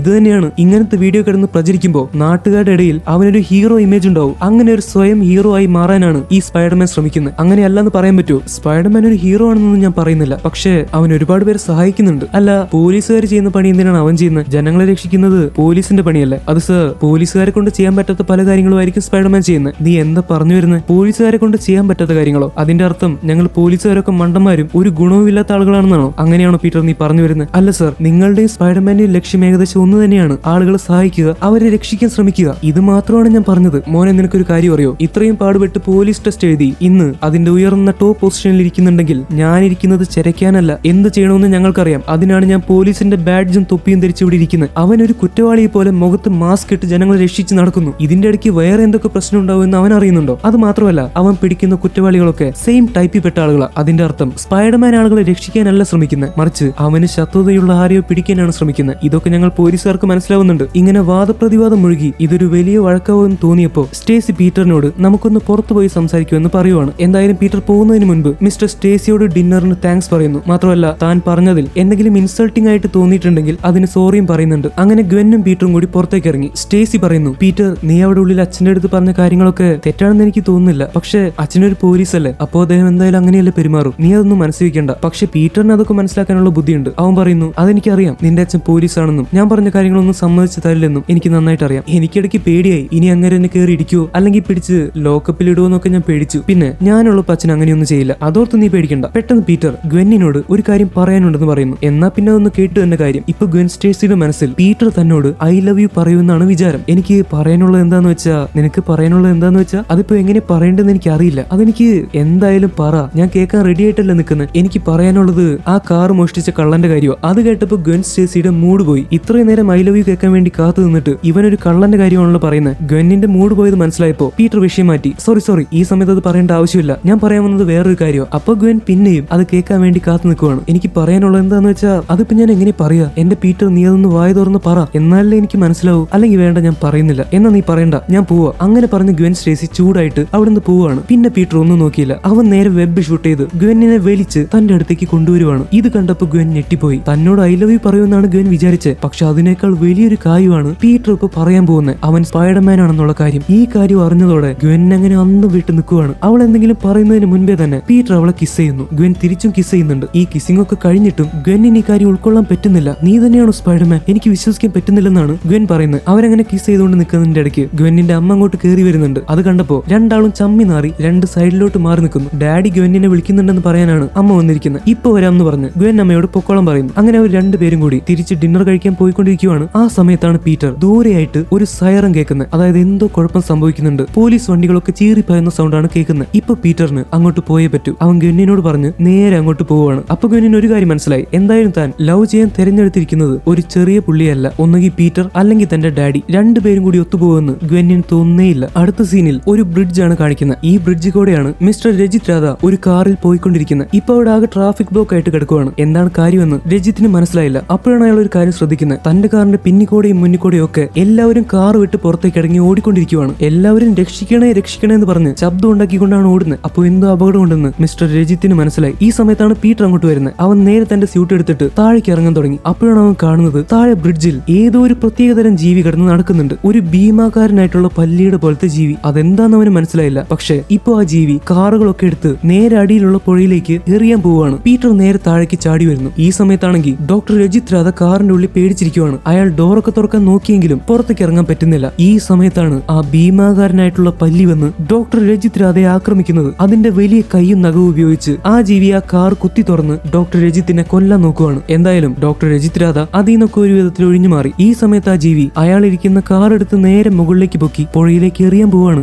ഡോക്ടർ രജിത്ത് ആകെ പേടിച്ചു പോയി. ഈ സമയത്ത് നമ്മുടെ സ്പൈഡർമാൻ ചീറി പാഞ്ഞു വന്ന് ആ ജീവിയെ ഒറ്റ ചവിട്ട് കൊടുത്തു. അത് തെറിച്ചു പോയി ദൂരെ വീണു. ഇനി നമുക്ക് ഈ ജീവിയെ ലിസാർഡ് എന്ന് വിളിക്കാം. ഒരു ഭീമാകാരനായ പല്ലി. അങ്ങനെ ലിസാർഡ് പോയി ദൂരെ വീണു. ഈ സമയത്ത് ഡോക്ടർ രജിത് രാധ ഇരിക്കുന്ന കാർ നേരെ പുഴയിലേക്ക് പോയി. പീറ്റർ പെട്ടെന്ന് ചെന്ന് വെബ് ഷൂട്ട് ചെയ്ത് ആ കാർ പിടിച്ചെടുക്കുവാണ്. എന്നിട്ട് ബ്രിഡ്ജിൽ തൂക്കി വെക്കുന്നു. ഇങ്ങനെ ഒരുപാട് കാറുകൾ നിലത്തേക്ക് വീഴാൻ പോകുമ്പോഴേക്കും പീറ്റർ അതിനെയൊക്കെ പിടിച്ച് ബ്രിഡ്ജിൽ തൂക്കിയിട്ടിട്ടുണ്ട്. ഈ സമയത്ത് ലിസാർഡ് വീണ്ടും എഴുന്നേക്കുവാണ്. എന്തായാലും ആ ജീവി വേറെ പ്രശ്നമൊന്നും ഉണ്ടാക്കാതെ ആ സമയത്ത് അവിടുന്ന് എസ്കേപ്പ് ആയി. പെട്ടെന്നാണ് ഒരാൾ വിളിച്ചു പോകുന്നത്. തന്റെ മകൻ അതിലുള്ള ഒരു കാറിൽ പെട്ടുകിടക്കുവാണ്. ഒരു ചെറിയ കുട്ടിയാണ്. എത്രയും പെട്ടെന്ന് ആരെങ്കിലും രക്ഷിക്കണമെന്നാണ് ആ കുട്ടിയുടെ അച്ഛൻ പറയുന്നത്. പെട്ടെന്ന് സ്പൈഡർമാൻ ആ കാറിന്റെ മുകളിലേക്ക് ചെല്ലുവാണ്. അവൻ അവിടെ ഇറങ്ങി ചെന്നപ്പോ ആ ചെറിയ കുട്ടി പുറത്തേക്ക് ഇറങ്ങാൻ പറ്റാതെ ഇരിക്കുവാണ്. അവന്റെ മേൽ സീറ്റ് ബെൽറ്റ് ഇട്ടിട്ടുണ്ട്. അത് ഊരാൻ പോലും ആ ചെറിയ കുട്ടിയെ കൊണ്ട് പറ്റുന്നില്ല. പീറ്റർ പേടിച്ചിരിക്കുന്ന കുട്ടിയുടെ അടുത്തേക്ക് ചെല്ലുന്നു. എന്തായാലും പീറ്ററിനെ കണ്ടപ്പോ അല്ലെങ്കിൽ സ്പൈഡർമാനെ കണ്ടപ്പോ ആ കുട്ടിക്ക് സന്തോഷമായി. അതായത് ആ കുട്ടി ഓൾറെഡി ഒരു സ്പൈഡർമാൻ ഫാൻ ആണ്. ഈ കാര്യം മനസ്സിലായതോടെ പീറ്റർ ആ കുട്ടിയെ ആശ്വസിപ്പിക്കാൻ വേണ്ടി തന്റെ മാസ്ക് ഊരിയെടുത്ത് അവന്റെ കയ്യിലേക്ക് കൊടുക്കുവാണ്. ആ കുട്ടി തന്റെ മുഖം കണ്ടാലും പീറ്റർ അത് പ്രശ്നമാക്കുന്നില്ല. പീറ്റർ പതുക്കെ ആ കുട്ടിയോട് വിശേഷങ്ങളൊക്കെ ചോദിക്കുന്നു. അവന്റെ പേരും മറ്റു കാര്യങ്ങളൊക്കെ ചോദിക്കുന്നു. എന്നിട്ട് പതുക്കെ അനങ്ങാതിരിക്കാൻ പറഞ്ഞ് പീറ്റർ ആ കുട്ടിയുടെ അടുത്തേക്ക് ഇറങ്ങി ചെല്ലുവാണ്. അങ്ങനെ പതുക്കെ ചെന്ന് പീറ്റർ ആ കുട്ടിയുടെ സീറ്റ് ബെൽറ്റ് ഊരുവാണ്. ഇനി ആ കുട്ടിയെ കൊണ്ട് പുറത്തേക്ക് വരുവാണ് വേണ്ടത്. അങ്ങനെ 1 2 3 എന്ന് പറഞ്ഞ് പുറത്തേക്ക് വരാൻ നിൽക്കുമ്പോഴേക്കും ആ കാറിന്റെ പെട്രോൾ ലീക്കായി കാറിന് തീ പിടിക്കുവാണ്. അങ്ങനെ തീ പിടിക്കാൻ തുടങ്ങിയതോടെ ആ കാർ തൂക്കി നിർത്തിയിരുന്ന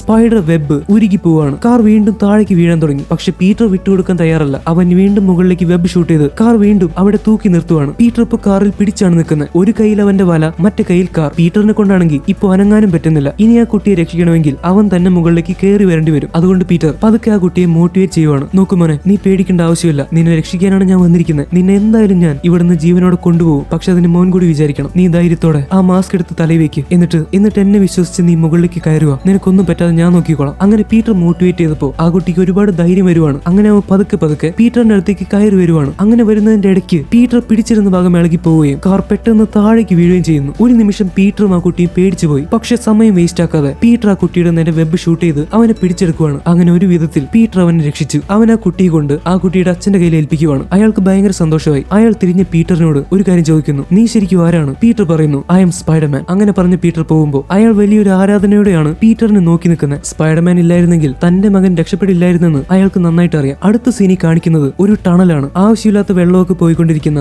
റോഡിന്റെ അടിയിലുള്ള ഒരു ടണൽ. ഇപ്പൊ അവിടെ നമ്മുടെ ഡോക്ടർ കോണേഴ്സ് ഡ്രസ് ഒന്നും ഇടാതെ വന്ന് കിടക്കുവാണ്. നിങ്ങൾക്ക് കാര്യം മനസ്സിലായല്ലോ. ഇദ്ദേഹം തന്നെയാണ് ലിസാർഡായി മാറി ഡോക്ടർ രജിത് രാധയെ കൊല്ലാൻ നോക്കിയത്. പക്ഷെ ആ സമയത്തുള്ള ദേഷ്യമൊന്നും ശരിക്കുള്ള ഡോക്ടർ കോണേഴ്സ് ആവുമ്പോൾ ഇദ്ദേഹത്തിനില്ല. അതൊക്കെ ആ മരുന്ന് വരുത്തുന്ന മാറ്റങ്ങളാണ്. ഇപ്പൊ മരുന്നിന്റെ എഫക്ട് പോയി കഴിഞ്ഞപ്പോ അദ്ദേഹം വീണ്ടും തിരിച്ച് സാധാരണ രൂപത്തിലേക്ക് വന്നു കഴിഞ്ഞു. പക്ഷെ ആ മാറ്റം അദ്ദേഹത്തിന് ഒരുപാട് ഇഷ്ടമായി. ലിസാർഡായി മാറിക്കഴിഞ്ഞപ്പോ വളരെ വലിയൊരു ശക്തിയാണ് അദ്ദേഹത്തിന് അനുഭവിക്കാൻ പറ്റിയത്. ഇറ്റ്സ് ബ്യൂട്ടിഫുൾ എന്നാണ് ഡോക്ടർ കോണേഴ്സ് ലിസാർഡിനെ പറ്റി പറയുന്നത്. അപ്പൊ തീർച്ചയായിട്ടും ഇദ്ദേഹം വീണ്ടും ലിസാർഡായി മാറാനുള്ള പുറപ്പാടാണ്. ഇപ്പൊ നമ്മുടെ പീറ്റർ പാർക്കറും ആന്റിയും കൂടി ടിവിയിൽ ന്യൂസ് കണ്ടുകൊണ്ടിരിക്കുകയാണ്. അവിടെ മിസ്റ്റർ സ്റ്റേസിയാണ് ന്യൂസ് ചാനൽസിനൊക്കെ ഇന്റർവ്യൂ കൊടുത്തുകൊണ്ടിരിക്കുന്നത്. എല്ലാവരും ചോദിക്കുന്നത് ആ ഭീമാകാരനായ പല്ലി അല്ലെങ്കിൽ ലിസാർഡിനെ പറ്റിയാണ്. അപ്പൊ മിസ്റ്റർ സ്റ്റേസി പറയുന്നത് എന്താന്ന് വെച്ചാൽ, ലിസാർഡിനെ പിടിക്കാൻ വേണ്ടി ഞങ്ങൾ അന്വേഷിക്കുന്നുണ്ട്. പക്ഷെ ലിസാർഡ് മാത്രമല്ല പ്രശ്നം ഉണ്ടാക്കിയത്, അതിന്റെ കൂടെ സ്പൈഡർമാനും ഉണ്ടായിരുന്നു. അതുകൊണ്ട് ഇനി സ്പൈഡർമാൻ എവിടെ വെച്ച് കണ്ടാലും അവൻ അവിടെ തന്നെ വെച്ച് പിടിക്കാനാണ് എല്ലാ പോലീസുകാർക്കും ഓർഡർ കൊടുത്തിരിക്കുന്നത്. ഞങ്ങൾ എന്തായാലും സ്പൈഡർമാനെ പിടിക്കും, ലിസാർഡിനെയും പിടിക്കും. ഇങ്ങനെയാണ് മിസ്റ്റർ സ്റ്റേസി പറയുന്നത്. പക്ഷെ ഇതൊക്കെ കേട്ട് പീറ്ററിന് അങ്ങോട്ട് ദേഷ്യം വന്നു. ജനങ്ങളെ രക്ഷിക്കാൻ വേണ്ടി ഇത്രയും പാടുപെട്ടിട്ടും പോലീസിന്റെ കണ്ണിൽ സ്പൈഡർമാൻ എപ്പോഴും കള്ളനാണ്. അവൻ ഫുഡ് കഴിക്കാതെ ടിവിയുടെ മുന്നിൽ നിന്ന് എഴുന്നേറ്റ് പോവുകയാണ്. ഇതൊക്കെ കണ്ട് ആന്റി ആലോചിക്കുന്നുണ്ട്, എന്റെ പീറ്റർ മോന് എന്താ പറ്റിയേ, മുന്നിങ്ങനെയൊന്നും ആയിരുന്നില്ലല്ലോ എന്ന്. അടുത്ത സീനിൽ നമ്മുടെ ഗ്വെന്നും പീറ്ററും കൂടി പരസ്പരം സംസാരിച്ചിരിക്കുവാണ്. അവിടെ സ്കൂളിലെ ഗ്രൗണ്ടിന്റെ അടുത്താണ് അവർ സംസാരിച്ചിരിക്കുന്നത്. പീറ്റർ തന്നെ കടിച്ച എട്ടുകാലി മരിച്ചെങ്കിലും അതിനെ ഒരു കുപ്പിയിലാക്കി സൂക്ഷിച്ചു വെച്ചിട്ടുണ്ട്. അതവൻ ഗ്വെന്നിനെ കൊണ്ട് കാണിച്ചു കൊടുക്കുവാണ്. പീറ്റർ, ഈ എട്ടുകാലിയെ കാണാൻ നല്ല ഭംഗിയുണ്ടല്ലോ. ആ ഭംഗിയൊക്കെ ഉണ്ട്, പക്ഷെ ഒരു കടി കിട്ടി കഴിഞ്ഞാൽ അതിന്റെ വേദന അറിയൂ. എന്നെ ഒരു വട്ടം നല്ല ഒരു ഉഗ്രം കടി കടിച്ചതാ. നീ ഈ കാര്യം വേറെ ആരോടെങ്കിലും പറഞ്ഞോ? ഏയ്,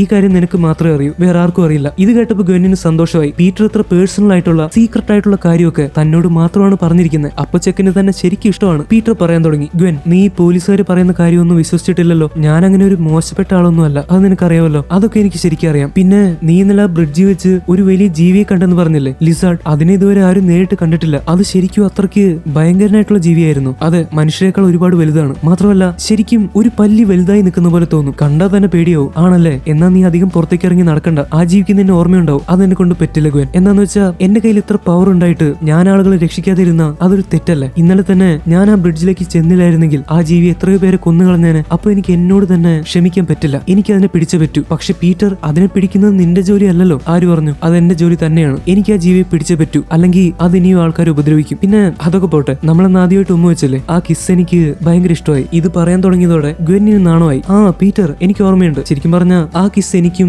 ഭയങ്കരമായിട്ട് ഇഷ്ടമായി. നല്ല രസമുണ്ടായിരുന്നു. ആണല്ലേ? എന്നാ നമുക്കത് ഒന്നുകൂടി ട്രൈ ചെയ്താലോ? അങ്ങനെ അവർ രണ്ടുപേരും കൂടി കിസ് ചെയ്യാൻ പോകുന്നതിന്റെ ഇടയ്ക്കാണ് അവിടെ ബോൾ കളിച്ചുകൊണ്ടിരുന്ന കുറെ പേര് അറിയാതെ ബോൾ ഇങ്ങോട്ട് അടിച്ചു വിടുന്നത്. പക്ഷെ പീറ്ററിന് സ്പൈഡർ സെൻസ് ഉള്ളതുകൊണ്ട് അങ്ങോട്ട് നോക്കാതെ തന്നെ പീറ്റർ ആ ബോൾ പിടിച്ചെടുത്തു. എന്നിട്ട് നേരെ തിരിച്ചൊരൊറ്റ ഏറ്. അത് ചെന്നുകൊണ്ട് ഗോൾ പോസ്റ്റ് പോലും വളഞ്ഞു പോയി. ഇതുകൊണ്ട് എല്ലാവരും അത്ഭുതപ്പെട്ടു. പക്ഷെ ആരാ ഈ ബോൾ ഇത്രയും ശക്തിയിൽ എറിഞ്ഞെന്നുള്ള കാര്യം ഭാഗ്യത്തിന് ആരും ശ്രദ്ധിച്ചില്ല. അടുത്ത സീനിൽ കാണിക്കുന്നത് ഡോക്ടർ കോണേഴ്സിന്റെ ലാബാണ്. അവിടേക്ക് നമ്മുടെ പീറ്റർ പാക്കർ അദ്ദേഹത്തെ മീറ്റ് ചെയ്യാൻ വേണ്ടി വന്നിരിക്കുവാണ്. പക്ഷെ ആളെവിടെയൊന്നും കാണാൻ പറ്റുന്നില്ല. പീറ്റർ ഡോക്ടർ കോണേഴ്സിനെ വിളിച്ചു നോക്കി. അതിനുശേഷം അവിടെ ഇരിക്കുന്ന ഒരു പ്രത്യേക സിറിഞ്ച് പീറ്റർ ശ്രദ്ധിക്കുവാണ്. ആ സിറിഞ്ചിൽ എന്തോ നിറച്ച് കുത്തിവെച്ചതായിട്ടാണ് കാണാൻ പറ്റുന്നത്. എലിയുടെ മേലെ ഒരു വട്ടം കുത്തിവെച്ചതാണല്ലോ, പിന്നെ ആരുടെ മേലായിരിക്കും കുത്തിവെച്ചത്? ഇങ്ങനെ ആലോചിച്ച് നിൽക്കുന്ന പീറ്ററിന്റെ അടുത്തേക്ക് ഡോക്ടർ കോണേഴ്സ് വരുവാണ്. അദ്ദേഹം പറയാൻ തുടങ്ങി, പീറ്റർ, നിനക്ക് ആവശ്യമില്ലാത്ത കാര്യങ്ങളിൽ തലയിടേണ്ട ആവശ്യമില്ല. അതവിടെ വെച്ചേക്ക്. ഈ ആഴ്ച ഇങ്ങോട്ട് ആരും വരണ്ടെന്ന് ഞാൻ പറഞ്ഞിട്ടുണ്ട്. എന്റെ ഓഫീസിലെ എല്ലാ സ്റ്റാഫുകൾക്കും ഞാൻ ലീവ് കൊടുത്തു. എനിക്കും കുറച്ച് വിശ്രമം ആവശ്യമാണ്. നിനക്കിന്ന് ക്ലാസ് ഒന്നുമില്ലേ? ആ ഡോക്ടർ കോണേഴ്സ്, എനിക്കിന്ന് ക്ലാസ് ഇല്ല. അപ്പൊ എന്റെ പ്രൊജക്ടിന്റെ ഭാഗമായിട്ട് ചില കാര്യങ്ങൾ ചോദിക്കാൻ വേണ്ടി വന്നതാ.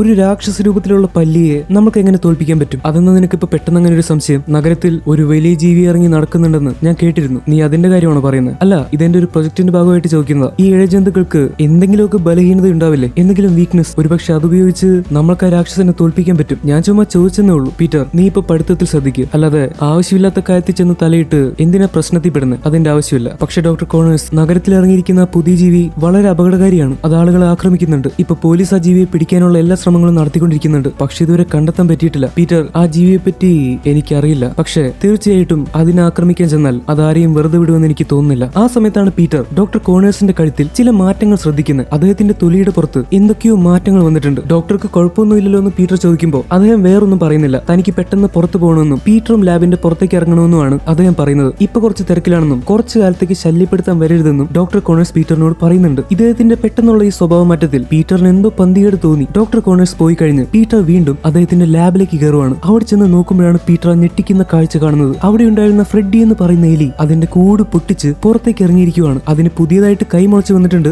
മാത്രമല്ല അത് കൂടെ ഉണ്ടായിരുന്ന എലിയെ കൊന്നു തിന്നു കഴിഞ്ഞു. അത് വളരെ ദേഷ്യത്തിലുമാണ്. പീറ്ററിന് അപ്പോഴാണ് കാര്യങ്ങൾ ഏകദേശം മനസ്സിലായത്. അവൻ ഈ കാര്യം നേരെ ചെന്ന് പോലീസിൽ റിപ്പോർട്ട് ചെയ്യാൻ തീരുമാനിച്ചു. പീറ്റർ നേരെ ചെല്ലുന്നത് കുറച്ചെങ്കിലും പരിചയമുള്ള ഗ്വെൻ സ്റ്റേസിയുടെ അച്ഛനായിട്ടുള്ള മിസ്റ്റർ സ്റ്റേസിയുടെ അടുത്തേക്കാണ്, പോലീസിലെ മേലധികാരി. പീറ്റർ വന്ന ഉടൻ തന്നെ മിസ്റ്റർ സ്റ്റേസിയുടെ മുഖം പോയി. കാരണം കഴിഞ്ഞ ദിവസം പീറ്ററുമായിട്ട് ചെറിയൊരു തർക്കത്തിലേർപ്പെട്ട ആളാണ് മിസ്റ്റർ സ്റ്റേസി. എന്നിട്ട് അവർക്ക് രണ്ടുപേർക്കും അഭിപ്രായ വ്യത്യാസം ഉണ്ടായിട്ട് ചെറിയൊരു പിണക്കത്തോടെയാണ് അവർ പിരിഞ്ഞത്. പീറ്റർ പറയാൻ തുടങ്ങി, സാർ, എനിക്കൊരു പ്രധാനപ്പെട്ട കാര്യം പറയാനുണ്ട്. അതെ പീറ്റർ, ഞാനും തിരക്കിലാണ്. നീ വന്ന കാര്യം പെട്ടെന്ന് പറ. എന്തെങ്കിലും ഇമ്പോർട്ടന്റ് ആയിട്ടുള്ള കാര്യമാണെന്ന് വിചാരിക്കുന്നു. യെസ് സർ, ഇത് വളരെ ഇമ്പോർട്ടന്റ് ആയിട്ടുള്ള കാര്യമാണ്. സാർ, ഇപ്പോ നഗരത്തിൽ പുതിയൊരു ഭീകരജീവി ഇറങ്ങിയിട്ടില്ലേ, ഒരു രാക്ഷസ പല്ലി. അതാരാണെന്ന് എനിക്കറിയാം. അത് ഡോക്ടർ കോണേഴ്സ് ആണ്. ഓസ്കോപ്പ് ഇൻഡസ്ട്രീസിൽ വർക്ക് ചെയ്യുന്ന ഡോക്ടർ കോണേഴ്സ്. ആളൊരു ബയോകെമിസ്റ്റ് ആണ്. എന്താ പീറ്റർ, നീ പറയുന്നത് എന്റെ മോളുടെ പ്രൊഫസർ ആയിട്ടുള്ള മിസ്റ്റർ കോണേഴ്സിനെ പറ്റിയാണോ? നീ ആരാണെന്ന് നിന്റെ വിചാരം? അദ്ദേഹത്തെ പോലെ ഇത്രയും ബുദ്ധിയുള്ള, ഇത്രയും ഇന്റലിജന്റ് ആയിട്ടുള്ള, അതും ഇത്രയും പാവം പിടിച്ചൊരു സയന്റിസ്റ്റിനെ ഞാൻ വേറെ കണ്ടിട്ടില്ല. അയാളെ പറ്റിയാണ് നീ ഇല്ലാത്ത കാര്യങ്ങൾ പറയുന്നത്. Mind your words. സർ, നിങ്ങൾ പറയുന്നതൊക്കെ ശരിയാണ്. പക്ഷേ എനിക്ക് ഉറപ്പാണ് ഡോക്ടർ കോണേഴ്സ് തന്നെയാണ് ലിസാർഡ്. പീറ്റർ, നീ പറയുന്ന കെട്ടുകഥകൾ വിശ്വസിക്കാനല്ല പോലീസ് ഇവിടെ ഇരിക്കുന്നത്. അദ്ദേഹം എന്തിനാ ഒരു പല്ലിയുടെ വേഷം ഇട്ട് നഗരത്തിൽ പ്രശ്നം ഉണ്ടാക്കുന്നത്? സാർ, അത് വേഷം കെട്ടി നടക്കുന്നതല്ല. അയാൾ സ്വയം വലിയൊരു പല്ലിയായി മാറിയിരിക്കുകയാണ്, ഒരു ലിസാർഡ്. നിനക്ക് എന്നെ കണ്ടിട്ട് ഒരു മണ്ടന്റെ പോലെ തോന്നുന്നുണ്ടോ? നീ പറയുന്നതൊക്കെ വിശ്വസിക്കണമെങ്കിൽ കേൾക്കുന്ന ആളൊരു മണ്ടനായിരിക്കണം. സാർ, ഞാൻ സത്യമാണ് പറയുന്നത്. ഈ കണ്ട കാലം അത്രയോ അദ്ദേഹം ക്രോസ് ജനറ്റിക്സ് എഞ്ചിനീയറിംഗിൽ ഒരുപാട് പരീക്ഷണങ്ങൾ ചെയ്തുകൊണ്ടിരിക്കുമായിരുന്നു. അദ്ദേഹത്തിന്റെ നഷ്ടപ്പെട്ട കൈ തിരിച്ചു കൊണ്ടുവരാൻ അദ്ദേഹം ഒരുപാട് ശ്രമിച്ചു. പക്ഷെ ഒരു ഗുണവും ഉണ്ടായില്ല. ഇപ്പോൾ അദ്ദേഹം എന്തോ ചെയ്തിട്ടുണ്ട്. അദ്ദേഹത്തിന്റെ കൈ തിരിച്ചു വന്നെന്ന് മാത്രമല്ല, അദ്ദേഹം രൂപത്തിലാകെ മാറി ഒരു വലിയ പല്ലിയായിട്ട് മാറി. അയാൾ ഇപ്പൊ എല്ലാവരെയും ആക്രമിച്ചുകൊണ്ടിരിക്കുകയാണ്. അയാൾ വെറുതെ വിട്ട ഒരുപാട് ജനങ്ങളുടെ ജീവൻ ആപത്തിലാവും. സാർ, ഞാൻ പറയുന്നത് കേൾക്ക്. പീറ്റർ, നീ വീട്ടിൽ പോയിരുന്ന വല്ല ബാലരമയും വായിക്കുന്നതായിരിക്കും നല്ലത്. അതിനെ ഇങ്ങനത്തെ കഥയൊക്കെ കിട്ടാൻ ചാൻസ് ഉള്ളൂ. മോൻ ചെല്ലാൻ നോക്ക്. അങ്ങനെ പറഞ്ഞ് മിസ്റ്റർ സ്റ്റേസി പീറ്ററിനെ കളിയാക്കിയിട്ട് ഒരു അസിസ്റ്റന്റ് ആയിട്ടുള്ള പോലീസുകാരനെ കൊണ്ട് പിടിച്ച് പുറത്താക്കുവാണ്. പീറ്ററിന് ദേഷ്യം വന്നു. അവൻ പറയുന്ന ഒരു കാര്യവും മിസ്റ്റർ സ്റ്റേസി കേൾക്കുന്നില്ല. അതിന്റെ കാരണം എന്താന്ന് വെച്ചാൽ ഏതോ ഒരു ചെറുക്കൻ നടക്കുമെന്ന് പറയുന്ന കാര്യങ്ങൾ പോലീസ് കേൾക്കുന്നത് കാണുമ്പോൾ അയാൾക്ക് എന്തോ നാണക്കേട് പോലെ ഉണ്ടാവും. പക്ഷെ പീറ്റർ പോയി കഴിഞ്ഞിട്ട് അയാൾ അസിസ്റ്റന്റ് ആയിട്ടുള്ള പോലീസിനോട് പറയുന്നുണ്ട് ഡോക്ടർ കോണേഴ്സിനെ പറ്റിയുള്ള എല്ലാ വിവരങ്ങളും ശേഖരിക്കാൻ. പീറ്റർ ഇങ്ങനെ മൂഡ് ഓഫ് ആയിട്ട് സബ്വേ കൂടെ നടന്നു പോകുന്നതിന്റെ ഇടയ്ക്കാണ് കുറെ പല്ലികൾ അല്ലെങ്കിൽ ഓന്നുകളൊക്കെ ഇങ്ങനെ എഴിഞ്ഞെഴിഞ്ഞ് അവിടുത്തെ ഡ്രെയിനേജിലേക്ക് പോകുന്നത് കാണുന്നത്. പീറ്ററിന് മനസ്സിലായി കുറെ പല്ലികൾ ഇങ്ങനെ ഒരുമിച്ച് പോകണമെങ്കിൽ തീർച്ചയായിട്ടും ലിസാർഡ് അതിന്റെ അടിയിൽ കാണും. അത് മാത്രമല്ല അവിടെ ഒരു പേപ്പറിന്റെ കെട്ടും അവൻ കാണുവാണ്. റിവാർഡ് ഫോർ പ്രൂഫ് എന്ന് വെച്ചാൽ ഈ ലിസാർഡിനെ പറ്റി എന്തെങ്കിലും വിവരങ്ങൾ തരുന്ന ആൾക്ക് വലിയൊരു തുക സമ്മാനമായിട്ട് കിട്ടും. പീറ്റർ പിന്നെ ഒന്നും ആലോചിച്ചില്ല. അവൻ നേരെ തന്റെ സ്യൂട്ടൊക്കെ ഇട്ട് ആ ടണലിന്റെ അടിയിലേക്ക് പോവുകയാണ്. അങ്ങനെ അവൻ വല വിട്ട് തൂങ്ങിയടിച്ചെന്ന് അവിടെ എല്ലാ ടണലുകളും വന്ന് കൂടുന്ന സ്ഥലത്ത് ഒരു എട്ടുകാലി ഇരയെ പിടിക്കാൻ എങ്ങനെയാണോ വല കെട്ടിയിരിക്കുക അതുപോലെ വല വിരിച്ച് കാത്തിരിക്കുവാണ്. മാത്രമല്ല ലിസാർഡ് വന്നാൽ ഫോട്ടോ എടുക്കാൻ വേണ്ടിയിട്ട് അവിടെ ക്യാമറയും പിടിപ്പിച്ചു വെച്ചിട്ടുണ്ട്. ഇതേ ടണലിന്റെ ഉള്ളിലാണ് ഡോക്ടർ കോണർ സീക്രട്ട് ആയിട്ട് തന്റെ ലാബ് ഉണ്ടാക്കിയിരിക്കുന്നത്. അവിടെയാണ് അയാൾ സീക്രട്ട് ആയിട്ട് പുതിയ പുതിയ എക്സ്പെരിമെന്റുകൾ ചെയ്തുകൊണ്ടിരിക്കുന്നത്. എന്നിട്ട് ആ എക്സ്പെരിമെന്റുകൾ ചെയ്തതുകൊണ്ട് എന്തൊക്കെയുണ്ടായെന്ന് അയാൾ അവിടെ നോട്ട് ചെയ്തു വെക്കും. ഡോക്ടർ കോണേഴ്സ് എന്തൊക്കെയാണ് പറയുന്നതെന്ന് വെച്ചാൽ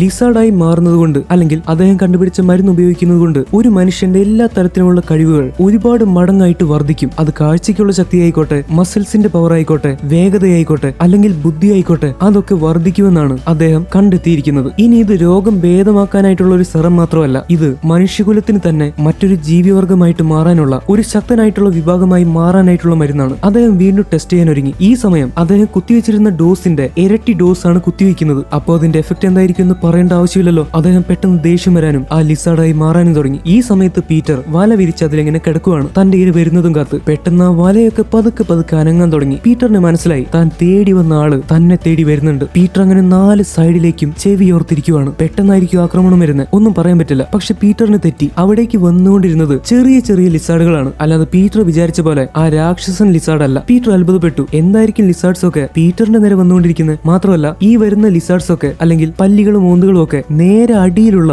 വെള്ളത്തിലേക്ക് വീണുകൊണ്ടിരിക്കുവാണ്. അങ്ങനെ പീറ്റർ ആലോചിച്ചുകൊണ്ട് നിൽക്കുന്നതിന്റെ ഇടയ്ക്കാണ് പെട്ടെന്ന് രാക്ഷസനായിട്ടുള്ള നമ്മുടെ ലിസാർഡ് അല്ലെങ്കിൽ ഡോക്ടർ കോണേഴ്സ് പീറ്ററിനെ ആക്രമിക്കാൻ വേണ്ടി ചാടി വരുന്നത്. പീറ്ററിന്റെ വലയൊക്കെ പൊട്ടിപ്പോയി. അവനും ലിസാർഡും കൂടി നേരെ വെള്ളത്തിലേക്ക് ചെന്ന് വീഴുവാണ്. ഇതിന്റെ ഇടയ്ക്ക് പീറ്ററിന്റെ നെഞ്ചത്ത് ലിസാർഡിന്റെ 3 വിരൽ വെച്ച് നല്ലൊരു മാന്തും കിട്ടി. എന്നെ തോൽപ്പിക്കാൻ നിന്നെ കൊണ്ട് ഒരിക്കലും പറ്റില്ലെന്നും ലിസാർഡ് സ്പൈഡർമാനോട് പറയുന്നുണ്ട്. കാരണം ഓരോ ദിവസം കഴിയുന്തോറും ലിസാർഡിന്റെ ശക്തികൾ കൂടിക്കൊണ്ടേയിരിക്കുവാണ്. വെള്ളത്തിനടിയിലേക്ക് പോയതോടെ സ്പൈഡർമാനും ലിസാർഡിനും രണ്ടുപേർക്കും ശ്വാസം കിട്ടാതെയായി. പക്ഷെ ലിസാർഡ് ഇപ്പോ വളരെ ശക്തനാണ്. കുറെ നേരം ശ്വാസം ഇല്ലെങ്കിലും ലിസാർഡിനെ പിടിച്ചു നിൽക്കാൻ പറ്റും. പക്ഷെ പീറ്ററിനെ കൊണ്ട് അത് പറ്റുന്നില്ല. അവൻ പെട്ടെന്ന് ലിസാർഡിനെ ചവിട്ടി മാറ്റി നീന്തി രക്ഷപ്പെടാൻ ശ്രമിക്കുവാണ്. ഇതെന്റെ എല്ലാ കാലത്തെയും ഒരു പേടി സ്വപ്നമായിരുന്നു. ഇങ്ങനെ ഭീകരനായിട്ടുള്ള ഒരു ലിസാർഡിന്റെ പിന്നാലെ വെള്ളത്തിൽ കൂടെ നീന്തി സ്പീഡി വരുന്നത് എന്നെ പിടിച്ച് കൊല്ലാൻ വേണ്ടി. നിങ്ങളൊന്നും ആലോചിച്ച് നോക്കിയാൽ മനസ്സിലാവും അത് വല്ലാത്തൊരു സിറ്റുവേഷൻ ആയിരിക്കും. അങ്ങനെ പീറ്റർ ജസ്റ്റിന് ലിസാർഡിന്റെ കയ്യിൽ നിന്ന് രക്ഷപ്പെട്ടു പോവാണ്. അങ്ങനെ ഒരു വിധത്തിൽ അവൻ വെള്ളത്തിൽ നിന്നൊക്കെ രക്ഷപ്പെട്ട് പുറത്തേക്ക് എത്തി. അങ്ങനെ ശ്വാസമൊക്കെ എടുത്ത് ഇതൊന്നും വേണ്ടായിരുന്നു, എല്ലാം എന്റെ തെറ്റാണെന്ന് പറഞ്ഞ് കിടക്കുന്ന സമയത്ത് മറ്റൊരു ടണലിലേക്കൂടെ ലിസാർഡും പുറത്തേക്ക് വരുവാണ്. ലിസാർഡ് വന്നിരിക്കുന്നത് പീറ്റർ വല കെട്ടി കാത്തിരുന്ന സ്ഥലത്തേക്കാണ്. അയാൾ ആ വലയെ പിടിച്ച് വലിച്ചതും പെട്ടെന്ന് ഒരു ഫ്ലാഷ് അയാളുടെ മേലേക്ക് വരുവാണ്. അയാൾ നോക്കിയപ്പോ അവിടെ ഒരു ക്യാമറ സെറ്റ് ചെയ്ത് വെച്ചിട്ടുണ്ട്. അയാൾ ആ ക്യാമറ എടുത്ത് നോക്കിയപ്പോഴാണ് അതിൽ പീറ്റർ പാർക്കറിന്റെ പേര് കാണുന്നത്. ഡോക്ടർ കോണേഴ്സിന് മനസ്സിലായി തന്നെ പിടിക്കാൻ ശ്രമിക്കുന്ന സ്പൈഡർമാൻ ആണ് പീറ്റർ പാർക്കർ. ഇനി അവനെ ജീവനോട് വെച്ചുകൊണ്ടിരുന്ന തനിക്ക് അത് നല്ലതാവില്ല. സീൻ ചേഞ്ച് ആവുന്നു. ഗ്വെൻ സ്റ്റേസിയുടെ അപ്പാർട്ട്മെന്റ് ആണ് കാണിക്കുന്നത്. പീറ്റർ അങ്ങോട്ട് കയറി വന്നിരിക്കുവാണ്. ഗ്വെൻ സ്റ്റേസി ആണെങ്കിൽ തമാശയൊക്കെ പറഞ്ഞ് പീറ്റർ തന്നെ കാണാൻ വേണ്ടി വന്നിരിക്കുന്നവോ എന്ന് വിചാരിച്ച് അവന്റെ അടുത്തേക്ക് ചെല്ലുവാണ്. അപ്പോഴാണ് ഗ്വെൻ കാണുന്നത് പീറ്ററിന്റെ മേലാകെ മുറിവേറ്റ് അവൻ ആകെ വയ്യാതെയാണ് വന്നിരിക്കുന്നത്. അവൾ വേഗം പീറ്ററിന്റെ അടുത്തേക്ക് ഓടിച്ചെന്നു. എന്നിട്ട് അവനെ പിടിച്ച് അവിടെ സോഫയിൽ കിടത്തുവാണ്. എന്താ പറ്റിയതെന്ന് പേടിയോട് ചോദിക്കുമ്പോൾ പീറ്റർ കാര്യങ്ങളൊക്കെ പറയുന്നുണ്ട്. ഗ്വെൻ, നിനക്കൊരു കാര്യം അറിയോ? ഞാൻ ഒന്നും ആലോചിക്കാതെ ആ ലിസാർഡിന്റെ പിന്നാലെ പോയതാ. പക്ഷെ അയാൾക്ക് ഇത്ര ശക്തി ഉണ്ടെന്ന് എനിക്ക് അറിയില്ലായിരുന്നു.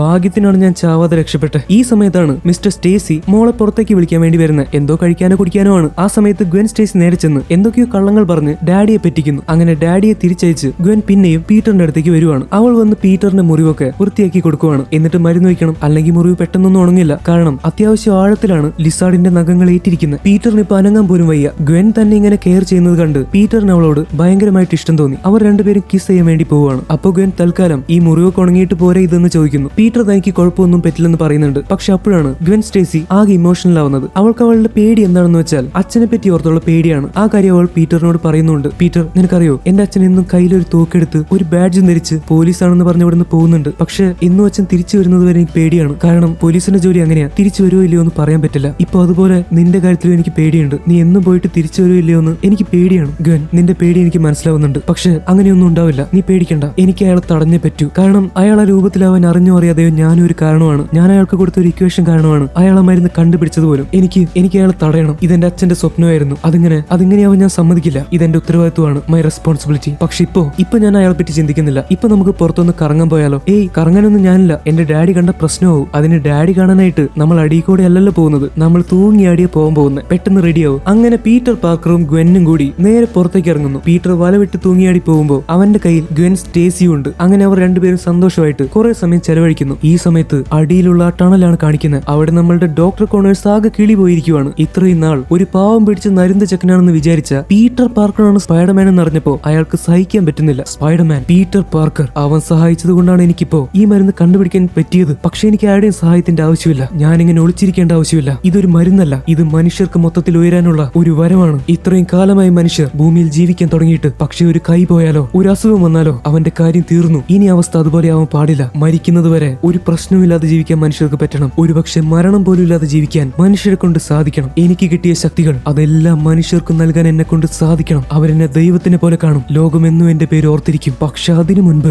എനിക്ക് എന്റെ പ്ലാനിന്റെ മുന്നിൽ തടസ്സം നിൽക്കുന്ന പീറ്റർ പാർക്കറിനെ കൊന്നേ പറ്റൂ. അങ്ങനെ പറഞ്ഞ ഡോക്ടർ കോണേഴ്സ് വീണ്ടും ഇരട്ടി ഡോസ് അയാളുടെ മേലേക്ക് കുത്തിവെക്കുവാണ്. അയാൾ പെട്ടെന്ന് ലിസാർഡായി മാറാൻ തുടങ്ങി. ഇനി അയാളുടെ ലക്ഷ്യം പീറ്റർ പാർക്കറിനെ ഇല്ലാതാക്കൽ മാത്രമാണ്. അടുത്ത ദിവസം മിഡ് ടൗൺ ഹൈസ്കൂളിൽ പീറ്റർ പാർക്കർ ഇങ്ങനെ നടന്നു വന്നുകൊണ്ടിരിക്കുവാണ്. ആ സമയത്താണ് അവിടുത്തെ ബാത്റൂമിന്റെ അടിഭാഗം പൊളിച്ചു മാറ്റി ലിസാർഡ് അങ്ങോട്ട് കയറി വരുന്നത്. അയാൾ പുറത്തേക്ക് വന്നതും എല്ലാവരെയും പേടിപ്പിച്ച് ഓടിപ്പിക്കാൻ തുടങ്ങി. എല്ലാ പിള്ളേരും 4 ഭാഗത്തേക്ക് ചെതറിയോടി. പീറ്ററിന് മനസ്സിലായി ലിസാർഡ് തന്നെ പിടിക്കാൻ വേണ്ടി തന്നെയാണ് വന്നിരിക്കുന്നത്. അവൻ പെട്ടെന്ന് ഗ്വെൻ സ്റ്റേസിയോട് ദൂരേക്ക് ഓടിപ്പോകാൻ പറയുന്നു. കറക്റ്റ് സമയത്ത് തന്നെ ലിസാർഡ് പീറ്റർ പാർക്കറിനെ കണ്ടു. അയാൾ പീറ്ററിനെ കൊല്ലാൻ വേണ്ടി ഓടി വന്നുകൊണ്ടിരിക്കുവാണ്. പീറ്ററും പിന്തിരിഞ്ഞോടാതെ അയാളെ നേരിടാൻ തന്നെ തീരുമാനിച്ചു. പക്ഷെ ലിസാർഡ് ഇപ്പോൾ ഒരുപാട് ശക്തനാണ്. അയാൾ പീറ്ററിനെ എടുത്ത് കൂളായിട്ട് ദൂരേക്ക് എറിഞ്ഞു. പീറ്റർ മതിലൊക്കെ പൊളിച്ച് അപ്പുറത്തെ റൂമിലേക്ക് ചെന്ന് വീഴുവാണ്. അപ്പോഴേക്കും നല്ല സ്പീഡുള്ള ലിസാർഡ് അവന്റെ അടുത്തേക്ക് എത്തി. അയാൾ പറയാൻ തുടങ്ങി, പീറ്റർ പാർക്കർ, ഇനി ഒളിച്ചുകളികളൊന്നുമില്ല, നിന്റെ കഥ അവസാനിക്കാൻ പോവുകയാണ്. അങ്ങനെ പറഞ്ഞ് വീണ്ടും അയാൾ പീറ്ററിനെ എടുത്ത് ദൂരേക്ക് എറിഞ്ഞു. എന്നിട്ട് അയാൾ ഒരു സയന്റിസ്റ്റ് ആയതുകൊണ്ട് കെമിക്കൽ ഫോർമുലയൊക്കെ നന്നായിട്ട് അറിയാമല്ലോ. അപ്പൊ ഏതൊക്കെ കെമിക്കൽസ് കൂടി ചേർന്നാലാണ് പൊട്ടിത്തെറിക്കുക എന്നും അയാൾക്കറിയാം. അങ്ങനെയുള്ള 2 കെമിക്കൽസ് എടുത്ത് പീറ്ററിനെ കൊല്ലാൻ വേണ്ടി അയാൾ അങ്ങോട്ട് എറിയുവാണ്. അത് ചെന്ന് പൊട്ടിത്തെറിച്ചു. പീറ്റർ മരിച്ചിട്ടുണ്ടാവും എന്ന് അയാൾ വിചാരിച്ചു. എന്തിനാ പീറ്റർ വെറുതെ എന്റെ മുന്നിലേക്ക് വന്നത്? ഇപ്പൊ നിന്റെ അവസ്ഥ ഇങ്ങനെയായി പോയില്ലേ? എന്നെ കൊണ്ട് ഒരുപാട് മനുഷ്യരെ സഹായിക്കാൻ പറ്റും, ഒരുപാട് പേരെ മാറ്റിമറിക്കാൻ പറ്റും. എന്തിനാ വെറുതെ എനിക്ക് തടസ്സം നിൽക്കാൻ വന്നത്? അങ്ങനെ പറഞ്ഞു നിൽക്കുമ്പോഴേക്കും അയാളുടെ മുഖത്തേക്ക് എന്തോ വന്നിടിക്കുവാണ്. അത് മറ്റാരും ആയിരുന്നില്ല, പീറ്റർ പാർക്കർ അല്ലെങ്കിൽ സ്പൈഡർമാൻ. അവൻ സ്പൈഡർമാൻ സ്യൂട്ടൊക്കെ ഇട്ട് റെഡി ആയിട്ട് ലിസാർഡിനോട് ഫൈറ്റ് ചെയ്യാൻ വേണ്ടി വന്ന് നിൽക്കുവാണ്. ലിസാർഡിനും ദേഷ്യം വന്നു. പീറ്റർ വലവിട്ട് പല തരത്തിൽ ലിസാർഡിനെ ആക്രമിക്കാൻ ശ്രമിക്കുന്നുണ്ട്. പക്ഷെ അയാൾക്ക് പെട്ടെന്നൊന്നും പറ്റുന്നില്ല. പീറ്റർ പറയുന്നുണ്ട്, എന്തിനാ ഡോക്ടർ ഈ വളഞ്ഞ വഴിക്കൊക്കെ പോകുന്നത്? മനുഷ്യർക്ക് വേണ്ടി നല്ല കാര്യങ്ങൾ ചെയ്യണമെങ്കിൽ അതിന് എത്രയോ നല്ല വഴികളുണ്ട്. അല്ലാതെ പാവം മനുഷ്യരെല്ലാവരെയും നിങ്ങളുടെ പോലെ പല്ലിയാക്കി മാറ്റിയിട്ട് എന്താ കാര്യം? അതാർക്കും ഇഷ്ടപ്പെടാൻ പോകുന്നില്ല ഡോക്ടർ. എന്തിനാ വെറുതെ ഇങ്ങനെ ശ്രമിക്കുന്നത്? പക്ഷെ അതിശക്തനായി മാറിയ ലിസാർഡിനെ പെട്ടെന്നൊന്നും തോൽപ്പിക്കാൻ പറ്റില്ല. അയാൾ പീറ്ററിനെ വീണ്ടും ദൂരേക്ക് എടുത്ത് എറിയാൻ തുടങ്ങി. അയാളുടെ അത്ര ശാരീരിക ബലമൊന്നും സ്പൈഡർമാൻ ഇപ്പൊ ഇല്ല. പീറ്റർ ചുമരിന്റെ മുകളിലേക്ക് കയറുന്നുണ്ട്. ലിസാർഡിനും അങ്ങനെ പറ്റി പിടിച്ച് കയറാൻ പറ്റുന്നുണ്ട്. പീറ്റർ ഒന്നും നോക്കാതെ തന്റെ കയ്യിലെ വെബ് ഷൂട്ട് ചെയ്ത് ലിസാർഡിനെ തടയാൻ ശ്രമിക്കുന്നു. പക്ഷെ ഒന്നും നടക്കുന്നില്ല. അയാൾ വലയൊക്കെ പൊട്ടിച്ചു മാറ്റി നല്ല മൂർച്ചയുള്ള ഒരു സാധനം എടുത്ത് പീറ്ററിനെ കുത്തിക്കൊല്ലാൻ വരുവാണ്. പീറ്റർ ഒരു വിധത്തിൽ അതിന്ന് കൊഴിഞ്ഞു മാറി. ലിസാർഡിനാണെങ്കിൽ ദേഷ്യം വന്നിട്ടും പാടില്ല. ഈ 8 മോറൻ എത്ര ശ്രമിച്ചിട്ടും കൊല്ലാൻ പറ്റുന്നില്ലല്ലോ എന്നാണ് ലിസാർഡ് ചിന്തിക്കുന്നത്. ലിസാർഡ് പിന്നിലേക്ക് തിരിഞ്ഞതോടെ പീറ്റർ വീണ്ടും വന്ന് അയാളുടെ വാലിൽ പിടുത്തുവിട്ടു. എന്ത് ചെയ്തിട്ടും പീറ്റർ വാലിൽ നിന്ന് വിടുന്ന പ്രശ്നമില്ല. ലിസാർഡ് വാല് പലവട്ടം ആട്ടി നോക്കി. വാലി പിടിച്ചു നിൽക്കുന്ന പീറ്ററിനെ തിരിഞ്ഞാക്രമിക്കാൻ ലിസാർഡിനെ കൊണ്ട് പറ്റില്ല. അങ്ങനെ ഒരു ബുദ്ധി ഭാഗ്യത്തിന് അപ്പൊ പീറ്ററിന്റെ മനസ്സിൽ വന്നു. പക്ഷെ ലിസാർഡ് വിടുവോ? അയാൾ വാലെടുത്ത് അപ്പുറത്തും ഇപ്പുറത്തുള്ള ചുമരിലൊക്കെ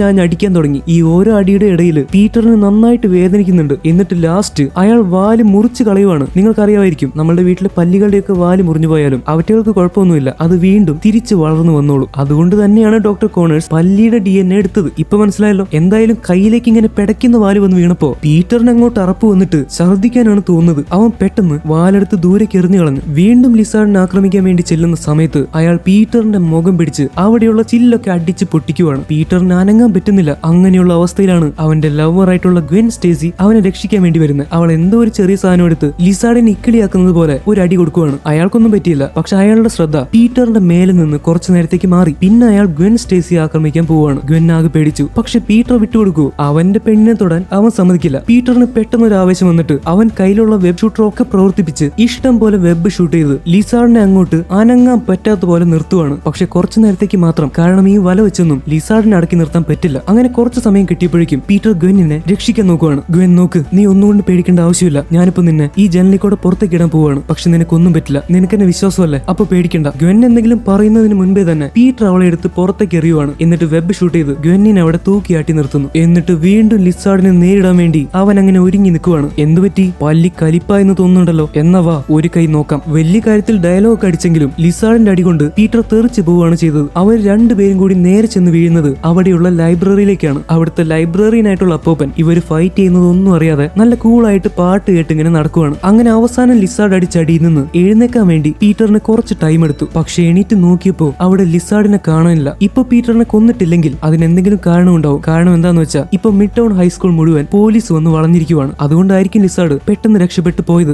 പീറ്റർ പാക്കർ ലിസാർഡ് പോയ വഴിയെ ചെന്ന് അയാളെ പിന്തുടരാൻ തുടങ്ങി. ലിസാർഡിനെ അവിടെ എങ്ങും കാണാനില്ല. പക്ഷെ അയാൾ പോയ വഴിക്കൊക്കെ ലിസാർഡിന്റെ 3 നഖങ്ങൾ പതിഞ്ഞു കിടക്കുന്ന പാടുണ്ട്. അതൊക്കെ നോക്കി നോക്കി ചെന്നപ്പോഴാണ് അവിടെ ബാത്റൂമിന്റെ അടിവശം പൊളിഞ്ഞു കിടക്കുന്നതായിട്ട് പീറ്റർ കാണുന്നത്. പീറ്ററിന് മനസ്സിലായി ലിസാർഡ് പോയിരിക്കുന്നത് ആ വഴി കൂടെ തന്നെയാണ്. മാത്രമല്ല അവിടെ ഓസ്കോപ്പ് ഇൻഡസ്ട്രീസിന്റെ ഒരു കോട്ടും കിടക്കുന്നുണ്ട്. ഒരു പക്ഷേ ലിസാർഡ് പോകുന്നത് ഓസ്കോപ്പ് ഇൻഡസ്ട്രീസിലേക്കായിരിക്കുമെന്നും അവിടെ ചെന്ന് അയാൾ എന്തോ ചെയ്യാനായിട്ട് പ്ലാൻ ചെയ്യുന്നുണ്ടെന്നും പീറ്ററിന് മനസ്സിലായി. പീറ്റർ നേരെ ആ ബാത്റൂമിന്റെ അടിയിലേക്കുള്ള ടണലിലേക്ക് ഇറങ്ങി ചെല്ലുവാണ്. എന്നിട്ട് അതിന്റെ അടിയിലൂടെ നടന്ന് ഡോക്ടർ കോണേഴ്സ് എങ്ങോട്ടായിരിക്കും പോയിട്ടുണ്ടാവുക എന്ന് നോക്കുന്നു. ഇതിന്റെ ഇടയ്ക്ക് അവൻ ഗ്വെന്നിനെ കോൾ ചെയ്യുന്നുണ്ട്. പീറ്റർ ഗ്വെന്നിനോട് ഞാനിപ്പോ ഡോക്ടർ കോണേഴ്സ് പോയ വഴി കൂടെ അയാൾ അന്വേഷിച്ച് നടക്കുകയാണെന്ന് പറയുന്നു. മാത്രമല്ല അയാളെ എത്രയും പെട്ടെന്ന് തടയണമെന്നും തടയാനായിട്ടുള്ള ഏക വഴി അയാൾ കണ്ടുപിടിച്ച മരുന്നിന് ഒരു ആന്റിഡോട്ട് ഉണ്ടാക്കലാണെന്നും പീറ്റർ പറയുന്നു. ഈ ആന്റിഡോട്ട് എന്ന് പറഞ്ഞാൽ ഏത് മരുന്നിനും ഒരു മറുമരുന്ന് ഉണ്ടാവുമല്ലോ. ഇപ്പൊ പാമ്പിന്റെ വെനം നമ്മളുടെ ശരീരത്തിലേക്ക് വരുവാണെങ്കിൽ നമ്മൾ മരിച്ചു പോകും. പക്ഷേ ആ വെനത്തിന്റെ എഫക്ട് ഇല്ലാതെയാക്കാൻ വേണ്ടി ഒരു ആന്റി വെനം ഡോക്ടർമാർ നമ്മളുടെ മേൽ കുത്തിവെക്കും. അതുപോലെ ഡോക്ടർ കോണേഴ്സ് കണ്ടുപിടിച്ച മരുന്നിന് അതിന്റെ എഫക്ട് ഇല്ലാതാക്കാനുള്ള ഒരു മറുമരുന്നാണ് ഈ ആന്റിഡോട്ട്. ഇതുണ്ടാക്കാനായിട്ട് ഓസ്കോപ്പ് ഇൻഡസ്ട്രീസിലെ ലാബിൽ പറ്റും. ഇപ്പൊ അങ്ങോട്ട് കടന്നു ചെന്നത് ഉണ്ടാക്കാൻ പറ്റുന്നത് അവിടെ വർക്ക് ചെയ്യുന്ന ഗ്വെൻ സ്റ്റേസിക്കാണ്. അതുകൊണ്ടാണ് പീറ്റർ ഗ്വെന്നിനോട് വേഗം പോയി ആന്റിഡോട്ട് ഉണ്ടാക്കാൻ പറയുന്നത്. മാത്രമല്ല ഡോക്ടർ കോണേഴ്സ് കണ്ടുപിടിച്ച മരുന്നിന്റെ സാമ്പിളും അവിടുത്തെ ലാബിൽ തന്നെ ഉണ്ടാവും. അപ്പൊ കാര്യങ്ങൾ ഗ്വെന്നിന് വളരെ ഈസിയാണ്. അങ്ങനെ ഗ്വെൻ പെട്ടെന്ന് പീറ്റർ പറഞ്ഞതനുസരിച്ച് ഓസ്കോപ്പ് ഇൻഡസ്ട്രീസിലേക്ക് പോവുകയാണ്. ഈ സമയത്ത് പീറ്റർ ആ ടണലിൽ കൂടെ നടന്നു ചെല്ലുമ്പോഴാണ് ഡോക്ടർ കോണേഴ്സിന്റെ രഹസ്യമായിട്ടുള്ള ലാബ് കണ്ടെത്തുന്നത്. അവൻ അവിടെ ചെന്ന് നോക്കിയപ്പോ ഒരുപാട് എക്സ്പെരിമെന്റുകൾ ചെയ്തതിന്റെ ലക്ഷണങ്ങളൊക്കെ കാണുന്നുണ്ട്. മാത്രമല്ല അവിടെ ഡോക്ടർ കോണേഴ്സ് ചെയ്ത എക്സ്പെരിമെന്റിന്റെ എന്തൊക്കെ റിസൾട്ട് കിട്ടിയോ അതൊക്കെ രേഖപ്പെടുത്തി വെച്ചിട്ടുണ്ട്. ഇതിനെപ്പറ്റി പറയുന്ന അദ്ദേഹത്തിന്റെ ഒരു വീഡിയോയും അവിടുത്തെ കമ്പ്യൂട്ടറിൽ കാണുന്നുണ്ട്. പീറ്റർ ആ വീഡിയോ പ്ലേ ചെയ്ത് നോക്കിയപ്പോഴാണ് ഡോക്ടർ കോണേഴ്സിന്റെ ശരിക്കുള്ള പ്ലാൻ അവന് മനസ്സിലാവുന്നത്. അതെന്താന്ന് വെച്ചാൽ നമ്മൾ നേരത്തെ കേട്ട പോലെ മനുഷ്യരെ കൊണ്ട് യാതൊരു ഗുണവുമില്ല. ഇത്രയും ദുരന്തം പിടിച്ചൊരു ജീവിവർഗം ഈ ഭൂമിയിൽ വേറെ കാണില്ല. മനുഷ്യർക്ക് ബുദ്ധിയുണ്ട്, പക്ഷേ എന്തെങ്കിലും ഒരു അപകടം പറ്റിയാൽ മനുഷ്യർ അവിടെ തീർന്നു. അത് എത്ര ബുദ്ധിയുള്ള മനുഷ്യനായാലും ശരി. ഈ അവസ്ഥയൊക്കെ മാറ്റാനായിട്ട് എന്താണ് ചെയ്യാൻ പോകുന്നതെന്നാണ് ഡോക്ടർ കോണേഴ്സ് ആ വീഡിയോയിൽ പറയുന്നത്. അത് കേട്ട് പീറ്റർ ഞെട്ടിപ്പോയി. അദ്ദേഹത്തിന്റെ പ്ലാൻ എന്താന്ന് വെച്ചാൽ ഈ ഭൂമിയിലുള്ള എല്ലാ മനുഷ്യരെയും, അല്ലെങ്കിൽ തൽക്കാലത്തേക്ക് ഈ ന്യൂയോർക്ക് നഗരത്തിലുള്ള എല്ലാ മനുഷ്യന്മാരെയും ലിസാർഡ്സ് ആക്കി മാറ്റുക. അവരെ എല്ലാവരെയും മനുഷ്യരെക്കാൾ ഒരുപാട് മികച്ച രാക്ഷസ പല്ലികളാക്കി മാറ്റുക. അതിനുവേണ്ടി ഡോക്ടർ കോണേഴ്സ് ഉപയോഗിക്കാൻ പോകുന്നത് നമ്മൾ നേരത്തെ കഥയിൽ കണ്ട ദി ഗനാലി ഡിവൈസ് ആണ്. നമ്മൾ കണ്ടതുപോലെ ഈ ഡിവൈസ് വെച്ച് ഏതെങ്കിലും മരുന്നതിൽ നിറച്ച് പ്രവർത്തിപ്പിക്കുകയാണെങ്കിൽ ആ മരുന്ന് നഗരത്തിലെ എല്ലാ ആളുകളുടെ മേലേക്കും എത്തും. അതുപോലെ ഗനാലി ഡിവൈസിൽ അദ്ദേഹം കണ്ടുപിടിച്ച മരുന്ന് കയറ്റിവെച്ച് അത് നഗരത്തിന്റെ എല്ലാ ഭാഗത്തേക്കും എത്തിച്ച് ആളുകളെയൊക്കെ ലിസാർഡ്സ് ആക്കി മാറ്റാനാണ് ഡോക്ടർ കോണേഴ്സിന്റെ പ്ലാൻ. ഇത് വിട്ടുകൊടുത്ത പിന്നെ ന്യൂയോർക്ക് നഗരം മൊത്തം ചാടി മറിഞ്ഞു നടക്കുന്ന രാക്ഷസ പല്ലികളായിരിക്കും. പീറ്ററിന് മനസ്സിലായി എത്രയും പെട്ടെന്ന് ഡോക്ടർ കോണേഴ്സിനെ തടഞ്ഞേ പറ്റൂ. ഈ സമയത്ത് നമ്മുടെ മിസ്റ്റർ സ്റ്റേസിയും കൂട്ടുകാരും ആണെങ്കിൽ സ്പൈഡർമാൻ ആണ് കുറ്റക്കാരനെന്ന് വിചാരിച്ച് അവനെ പിടിക്കാൻ വേണ്ടി നടക്കുവാണ്. അടുത്ത സീനിൽ കാണിക്കുന്നത് ഡോക്ടർ കോണേഴ്സിനെയാണ്. അദ്ദേഹം ഇപ്പോൾ ലിസാർഡിന്റെ രൂപത്തിലാണ്. അതുകൊണ്ട് തന്നെ അയാൾക്ക് നോർമൽ ആയിട്ട് കടയിൽ പോയി ആവശ്യമുള്ള സാധനങ്ങളൊന്നും വാങ്ങാൻ പറ്റില്ല. അതുകൊണ്ട് ഏതോ ഒരു കടയിൽ ചെന്ന് പ്രശ്നം ഉണ്ടാക്കി ആവശ്യമുള്ള സാധനങ്ങളൊക്കെ വാരി എടുത്തുകൊണ്ട് വരുവാണ്. ആ സമയത്താണ് വിവരം അറിഞ്ഞ് അവിടേക്ക് കുറെ പോലീസുകാർ വന്ന് വളയുന്നത്. അവരെല്ലാവരും കൂടി ലിസാർഡ് പോവാതിരിക്കാൻ അയാളെ തുരുതുര വെടിവെക്കാൻ തുടങ്ങി. എത്ര ബുള്ളറ്റാണ് അയാളുടെ മേൽ കയറിയതെന്ന് പറയാൻ പോലും പറ്റില്ല. അങ്ങനെ അവസാനം ലിസാർഡ് കുറെ വെടിയുണ്ടകൾ കൊണ്ട് താഴെ വീണു. ലിസാർഡ് മരിച്ചുപോയെന്ന് എല്ലാ പോലീസുകാരും കരുതി. അവരെങ്ങനെ വട്ടം വെച്ച് അടുത്തേക്ക് വന്നുകൊണ്ടിരിക്കുവാണ്. ഒരു പോലീസുകാരൻ ചെന്ന് തൊട്ടു നോക്കിയപ്പോ ലിസാർഡിന് അനക്കമൊന്നുമില്ല. പക്ഷെ അപ്പോഴാണ് അയാൾ ശ്രദ്ധിക്കുന്നത് ലിസാർഡിന്റെ മേലുണ്ടായിരുന്ന വെടിയുണ്ടകളുടെ പാടൊക്കെ പെട്ടെന്ന് മാഞ്ഞു പോകാൻ തുടങ്ങി. അതാണ് ഈ സെല്ലുലാർ റീജനറേഷന്റെ പവർ. ശരീരത്തിന്റെ ഒരു ഭാഗം പോയാലും അല്ലെങ്കിൽ മുറിവുണ്ടായാലും അത് പെട്ടെന്ന് മാറും. പോയ ഭാഗം പിന്നെയും തിരിച്ചു വരികയും ചെയ്യും. പെട്ടെന്ന് ലിസാർഡ് അങ്ങോട്ട് കണ്ണു തുറന്നു. എല്ലാവരും പേടിച്ചുപോയി. അടുത്തുള്ള ആൾക്കാരെയൊക്കെ തട്ടിത്തെറിപ്പിച്ച്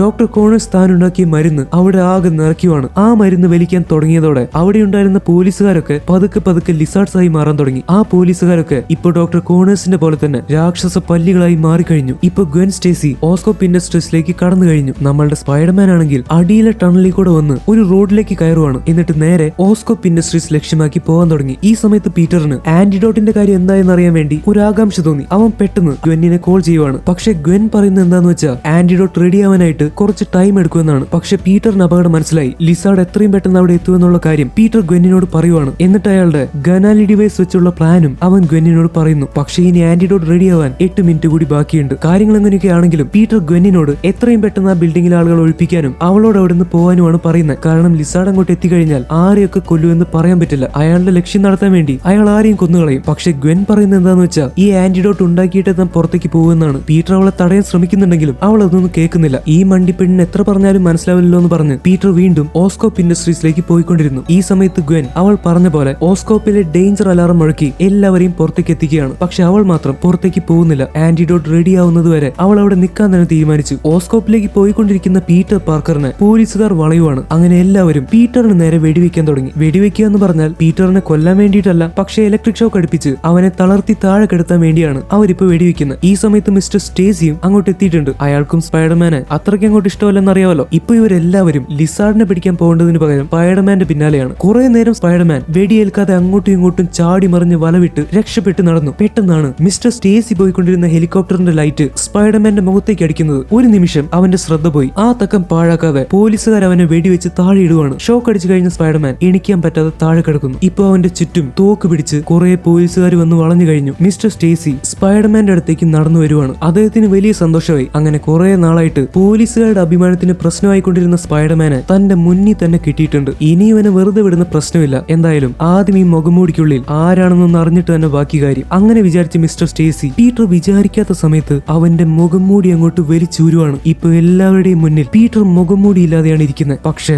മുഖംമൂടി വലിച്ചൂരിയ അതേ സെക്കൻഡിൽ തന്നെ പീറ്ററിന് ഒരു വല്ലാത്ത ശക്തി അങ്ങോട്ട് വരുവാണ്. തന്റെ മുഖം ആരും കാണാൻ പാടില്ലെന്ന് പീറ്ററിന് നിർബന്ധമുണ്ട്. അവൻ പെട്ടെന്ന് ചാടി എഴുന്നേറ്റ് മിസ്റ്റർ സ്റ്റേസിയെ തട്ടി താഴെയിടുവാണ്. അവൻ ആരാണെന്ന് മിസ്റ്റർ സ്റ്റേസിക്ക് പോലും മനസ്സിലാക്കാൻ പറ്റിയില്ല. എന്നിട്ട് പെട്ടെന്ന് തിരിഞ്ഞ് ഓരോ പോലീസുകാരെയായിട്ട് അവൻ പഞ്ഞി കിടാൻ തുടങ്ങി. എന്ന് പറഞ്ഞാൽ ഭയങ്കരമായിട്ടല്ല, ഇപ്പൊ തൽക്കാലം അവൻ അവരുടെ കയ്യിൽ നിന്ന് മുഖം കാണാതെ രക്ഷപ്പെടണം. അതാണ് പീറ്ററിന്റെ പ്ലാൻ. അങ്ങനെ ഓരോ പോലീസുകാരെയായിട്ട് താഴെയിട്ട് കഴിഞ്ഞപ്പോ മിസ്റ്റർ സ്റ്റേസി പെട്ടെന്ന് എണീറ്റ് പീറ്ററിന്റെ പിന്നിൽ നിന്ന് അവനെ തോക്ക് ചൂണ്ടുവാണ്. എന്നിട്ട് മര്യാദയ്ക്ക് കൈ തലയുടെ പിറകി വെച്ച് ഇങ്ങോട്ട് തിരിഞ്ഞു നിൽക്കാൻ പറയുന്നു. പീറ്ററിനപ്പോ വേറെ വഴിയൊന്നും ഉണ്ടായിരുന്നില്ല. ഒരു പക്ഷെ അവന് വെടികൊള്ളാതെ ചാടി രക്ഷപ്പെട്ടു പോകാനൊക്കെ പറ്റും. പക്ഷെ ഈ സമയത്ത് താൻ ആരാണെന്നുള്ള കാര്യം മിസ്റ്റർ സ്റ്റേസി അറിയുന്നതാണ് നല്ലതെന്ന് പീറ്ററിന് തോന്നുവാണ്. അവൻ പതുക്കെ മുഖം തിരിക്കുന്നു. മിസ്റ്റർ സ്റ്റേസി ഞെട്ടിപ്പോയി. പീറ്റർ പാക്കർ, എന്റെ മോളുടെ ക്ലാസ്സിൽ പഠിക്കുന്ന എന്നോട് സ്പൈഡർമാനെ പറ്റി നല്ല കാര്യങ്ങൾ പറഞ്ഞ ആ പയ്യൻ തന്നെയാണ് സ്പൈഡർമാൻ. ഇതറിഞ്ഞ അയാൾ ഞെട്ടിപ്പോയി. പീറ്റർ പറയാൻ തുടങ്ങി, സർ, നിങ്ങൾ വിചാരിക്കുന്ന പോലെ ഞാനൊരു പ്രശ്നക്കാരനല്ല. നോക്ക്, ഇപ്പൊ നിങ്ങൾ തടയേണ്ടത് എന്നെയല്ല, ലിസാർഡിനെയാണ്, ഡോക്ടർ കോണേഴ്സിനെ. ഇപ്പൊ അദ്ദേഹത്തിന് ഓസ്കോപ്പ് ഇൻഡസ്ട്രീസിൽ പോയി തടഞ്ഞില്ലെങ്കിൽ അയാൾ ഈ നഗരത്തിലെ എല്ലാവരെയും അയാളുടെ പോലെ പല്ലികളാക്കി മാറ്റും. മാത്രമല്ല നിങ്ങളുടെ മോൾ ഗ്വെന്നും ഇപ്പൊ ഓസ്കോപ്പ് ഇൻഡസ്ട്രീസിലാണ്. എനിക്ക് അവളെ രക്ഷിച്ചേ പറ്റൂ. അതുകൊണ്ട്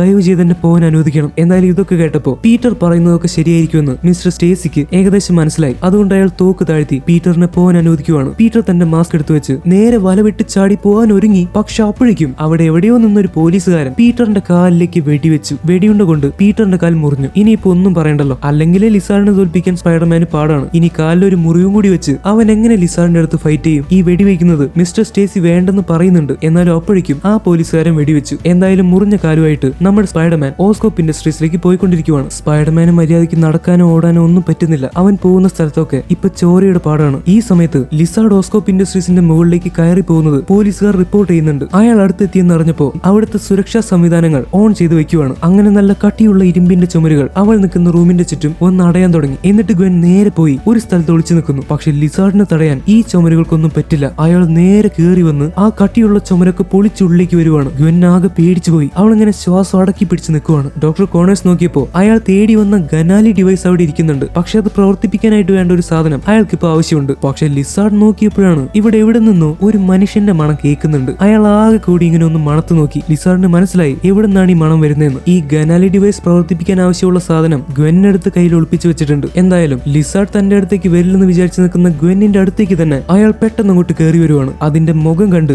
ഗ്വെൻ അങ്ങോട്ട് പേടിച്ച് അലറിപ്പോയി. തന്നെ അയാൾ കൊല്ലുമെന്നാണ് ഗ്വെൻ വിചാരിച്ചത്. പക്ഷെ അയാൾക്ക് ആ ഡിവൈസ് മാത്രം മതിയായിരുന്നു. ഗ്വെൻ അവിടെയുള്ള ഫയർ ഉണ്ടാക്കുന്ന മെഷീൻ വെച്ച് അയാളെ പേടിപ്പിക്കാൻ നോക്കുന്നുണ്ട്. പക്ഷെ അതൊക്കെ അയാൾക്ക് വെറും നിസ്സാരമാണ്. കാരണം തീ കൊണ്ട് കയ്യിലെ സെല്ലുകൾ കത്തിപ്പോയാലും അത് അപ്പൊ തന്നെ തിരിച്ചു വരും. അയാൾ ഗനാലി ഡിവൈസിന് ആവശ്യമുള്ള സാധനം എടുത്ത് ഗ്വെന്നിനെ ഒന്നും ചെയ്യാതെ അവിടുന്ന് പോവുകയാണ്. ഇതിപ്പോ അയാൾക്ക് കുറച്ച് തിരക്കുള്ളത് കൊണ്ട് ഗ്വെന്നിന്റെ ഭാഗ്യത്തിന് രക്ഷപ്പെട്ടെന്ന് മാത്രമേ പറയാൻ പറ്റൂ. അല്ലെങ്കിൽ അവൾ 2-3 പീസായി പോയാന്. അങ്ങനെ അവൾ രക്ഷപ്പെട്ട സന്തോഷത്തിൽ നേരെ പുറത്തേക്ക് കടക്കുവാണ്. അപ്പോഴാണ് കാണുന്നത് ഏകദേശം 8 മിനിറ്റ് കഴിഞ്ഞിരിക്കുന്നു. അതായത് അവൾ ഉണ്ടാക്കാൻ വെച്ചിരുന്ന ആന്റിഡോട്ട് റെഡി ആയിട്ടുണ്ട്. ഈ സമയത്ത് നമ്മുടെ പീറ്റർ പാർക്കർ ഇങ്ങനെ വല വിട്ട് തൂങ്ങിയാടി പോയിക്കൊണ്ടിരിക്കുവാണ്. പക്ഷെ ചുമരി പിടിക്കാൻ നോക്കുമ്പോൾ അവന് പിടിച്ചിരിക്കാൻ പറ്റുന്നില്ല. കാരണം കാലിൽ ഒരു വെടിയുണ്ടയാണ് തറച്ചിരിക്കുന്നത്. അതിക്കൂടെ ബ്ലഡ് ആണെങ്കിൽ പോയിക്കൊണ്ടിരിക്കുന്നുണ്ട്. പീറ്ററിന് ഭയങ്കരമായിട്ടുള്ള വേദന തോന്നി. അവൻ നേരെ താഴേക്ക് വീഴുവാണ്. പീറ്റർ നോക്കിയപ്പോ ഓസ്കോപ്പ് ഇൻഡസ്ട്രീസിലേക്ക് എത്താൻ വേണ്ടി ഇനിയും എത്രയോ കിലോമീറ്റർ ദൂരമുണ്ട്. അവിടേക്ക് അവന് പെട്ടെന്ന് എത്തുകയും വേണം. അല്ലെങ്കിൽ ഡോക്ടർ കോണേഴ്സ് ഗനാലി ഡിവൈസ് വെച്ച് എല്ലാവരെയും പല്ലികളാക്കി മാറ്റും. എന്തായാലും പീറ്ററിന് വേദനിക്കുന്നു എന്ന് പറഞ്ഞ് അവിടെ ചടഞ്ഞിരിക്കാൻ പറ്റില്ല. അവൻ പിന്നെ യാത്ര തുടർന്നു. ഈ കാര്യങ്ങളൊക്കെ ന്യൂസ് ചാനലുകൾ അപ്പോൾ തന്നെ റിപ്പോർട്ട് ചെയ്യുന്നുണ്ട്. സ്പൈഡർമാൻ ഇങ്ങനെ വയ്യാതെ പോകുന്ന നടക്കുന്ന കാര്യം ഒരു ക്രെയിൻ ഓപ്പറേറ്റർ ന്യൂസിൽ കൂടെ കാണുവാണ്. ആ ക്രെയിൻ ഓപ്പറേറ്റർ മറ്റാരുമല്ല, സ്പൈഡർമാൻ നേരത്തെ ബ്രിഡ്ജിലെ കാറിൽ വീണ് മരിക്കാൻ പോയ ഒരു കുട്ടിയെ രക്ഷിച്ചല്ലോ. എന്നിട്ട് ആ കുട്ടിയുടെ അച്ഛനെ കൊണ്ട് കൊടുക്കുകയും ചെയ്തു. അപ്പോൾ അയാൾക്ക് ഭയങ്കര സന്തോഷമായി. ആ അച്ഛനാണ് ഈ പറയുന്ന ക്രെയിൻ ഓപ്പറേറ്റർ. അപ്പോൾ അയാൾ ഒരു കാര്യം തീരുമാനിച്ചു, സ്പൈഡർമാൻ എന്തായാലും ഒരു നല്ല കാര്യം ചെയ്യാൻ വേണ്ടിയായിരിക്കും പോയിക്കൊണ്ടിരിക്കുന്നത്. അപ്പോൾ അവനൊരു തടസ്സം ഉണ്ടെങ്കിൽ അവനെ സഹായിക്കേണ്ടത് തന്റെ കടമയാണ്. അതുകൊണ്ട് തന്നെ അയാൾ അയാളുടെ ക്രെയിൻ ഓപ്പറേറ്റർമാരായിട്ടുള്ള എല്ലാ കൂട്ടുകാരെയും വിളിച്ച് ഒരു കാര്യം പറയുന്നു, സ്പൈഡർമാനെ നമ്മൾ സഹായിച്ചേ പറ്റൂ. അതിന് നമ്മളെല്ലാവരും ഒറ്റക്കെട്ടായിട്ട് നിൽക്കണം. നമ്മളുടെ ക്രെയിനുകൾ ഓസ്കോപ്പ് ഇൻഡസ്ട്രീസിലേക്ക് പോകുന്ന വഴിക്കുള്ള കുറെ ബിൽഡിങ്ങുകളിലുണ്ട്. അപ്പോൾ ഈ ബിൽഡിങ്ങുകളിലൊക്കെയുള്ള ക്രെയിനുകൾ സ്പൈഡർമാന് പോകാൻ വേണ്ടി ഇങ്ങനെ നിരനിരയായിട്ട് വെച്ചു കൊടുത്താൽ അവൻ ഈസി ആയിട്ട് അതിൽ തൂങ്ങി പിടിച്ച് ഓസ്കോപ്പിൽ എത്താൻ പറ്റും. ഇപ്പൊ നമ്മളെ കൊണ്ട് സ്പൈഡർമാന് വേണ്ടി ചെയ്യാൻ പറ്റിയ ഏറ്റവും നല്ല സഹായമാണിത്. അതുകൊണ്ട് എല്ലാവരും ഇതൊറ്റക്കെട്ടായിട്ട് നിന്ന് ചെയ്തേ പറ്റൂ. ഇങ്ങനെ അയാൾ എല്ലാ കൂട്ടുകാരോടും പറയുവാണ്. ഈ സമയത്ത് സ്പൈഡർമാൻ ആണെങ്കിൽ വീണ്ടും വീണ്ടും താഴേക്ക് വീണുകൊണ്ടേയിരിക്കുവാണ്. അവൻ നോക്കിയപ്പോ എല്ലാ ആളുകളും പേടിച്ചോടി നഗരം കാലിയാക്കിക്കൊണ്ടിരിക്കുവാണ്. സ്പൈഡർമാൻ ഒരു വിധത്തിൽ വലിഞ്ഞു കയറി ഒരു ബിൽഡിങ്ങിന്റെ മുകളിലേക്ക് എത്തി. അപ്പോഴാണ് അവൻ ആ കാഴ്ച കാണുന്നത്. അവന് പോകാൻ വേണ്ടി കുറെ ബിൽഡിങ്ങിന്റെ മുകളിലുള്ള ക്രെയിനുകൾ ഇങ്ങനെ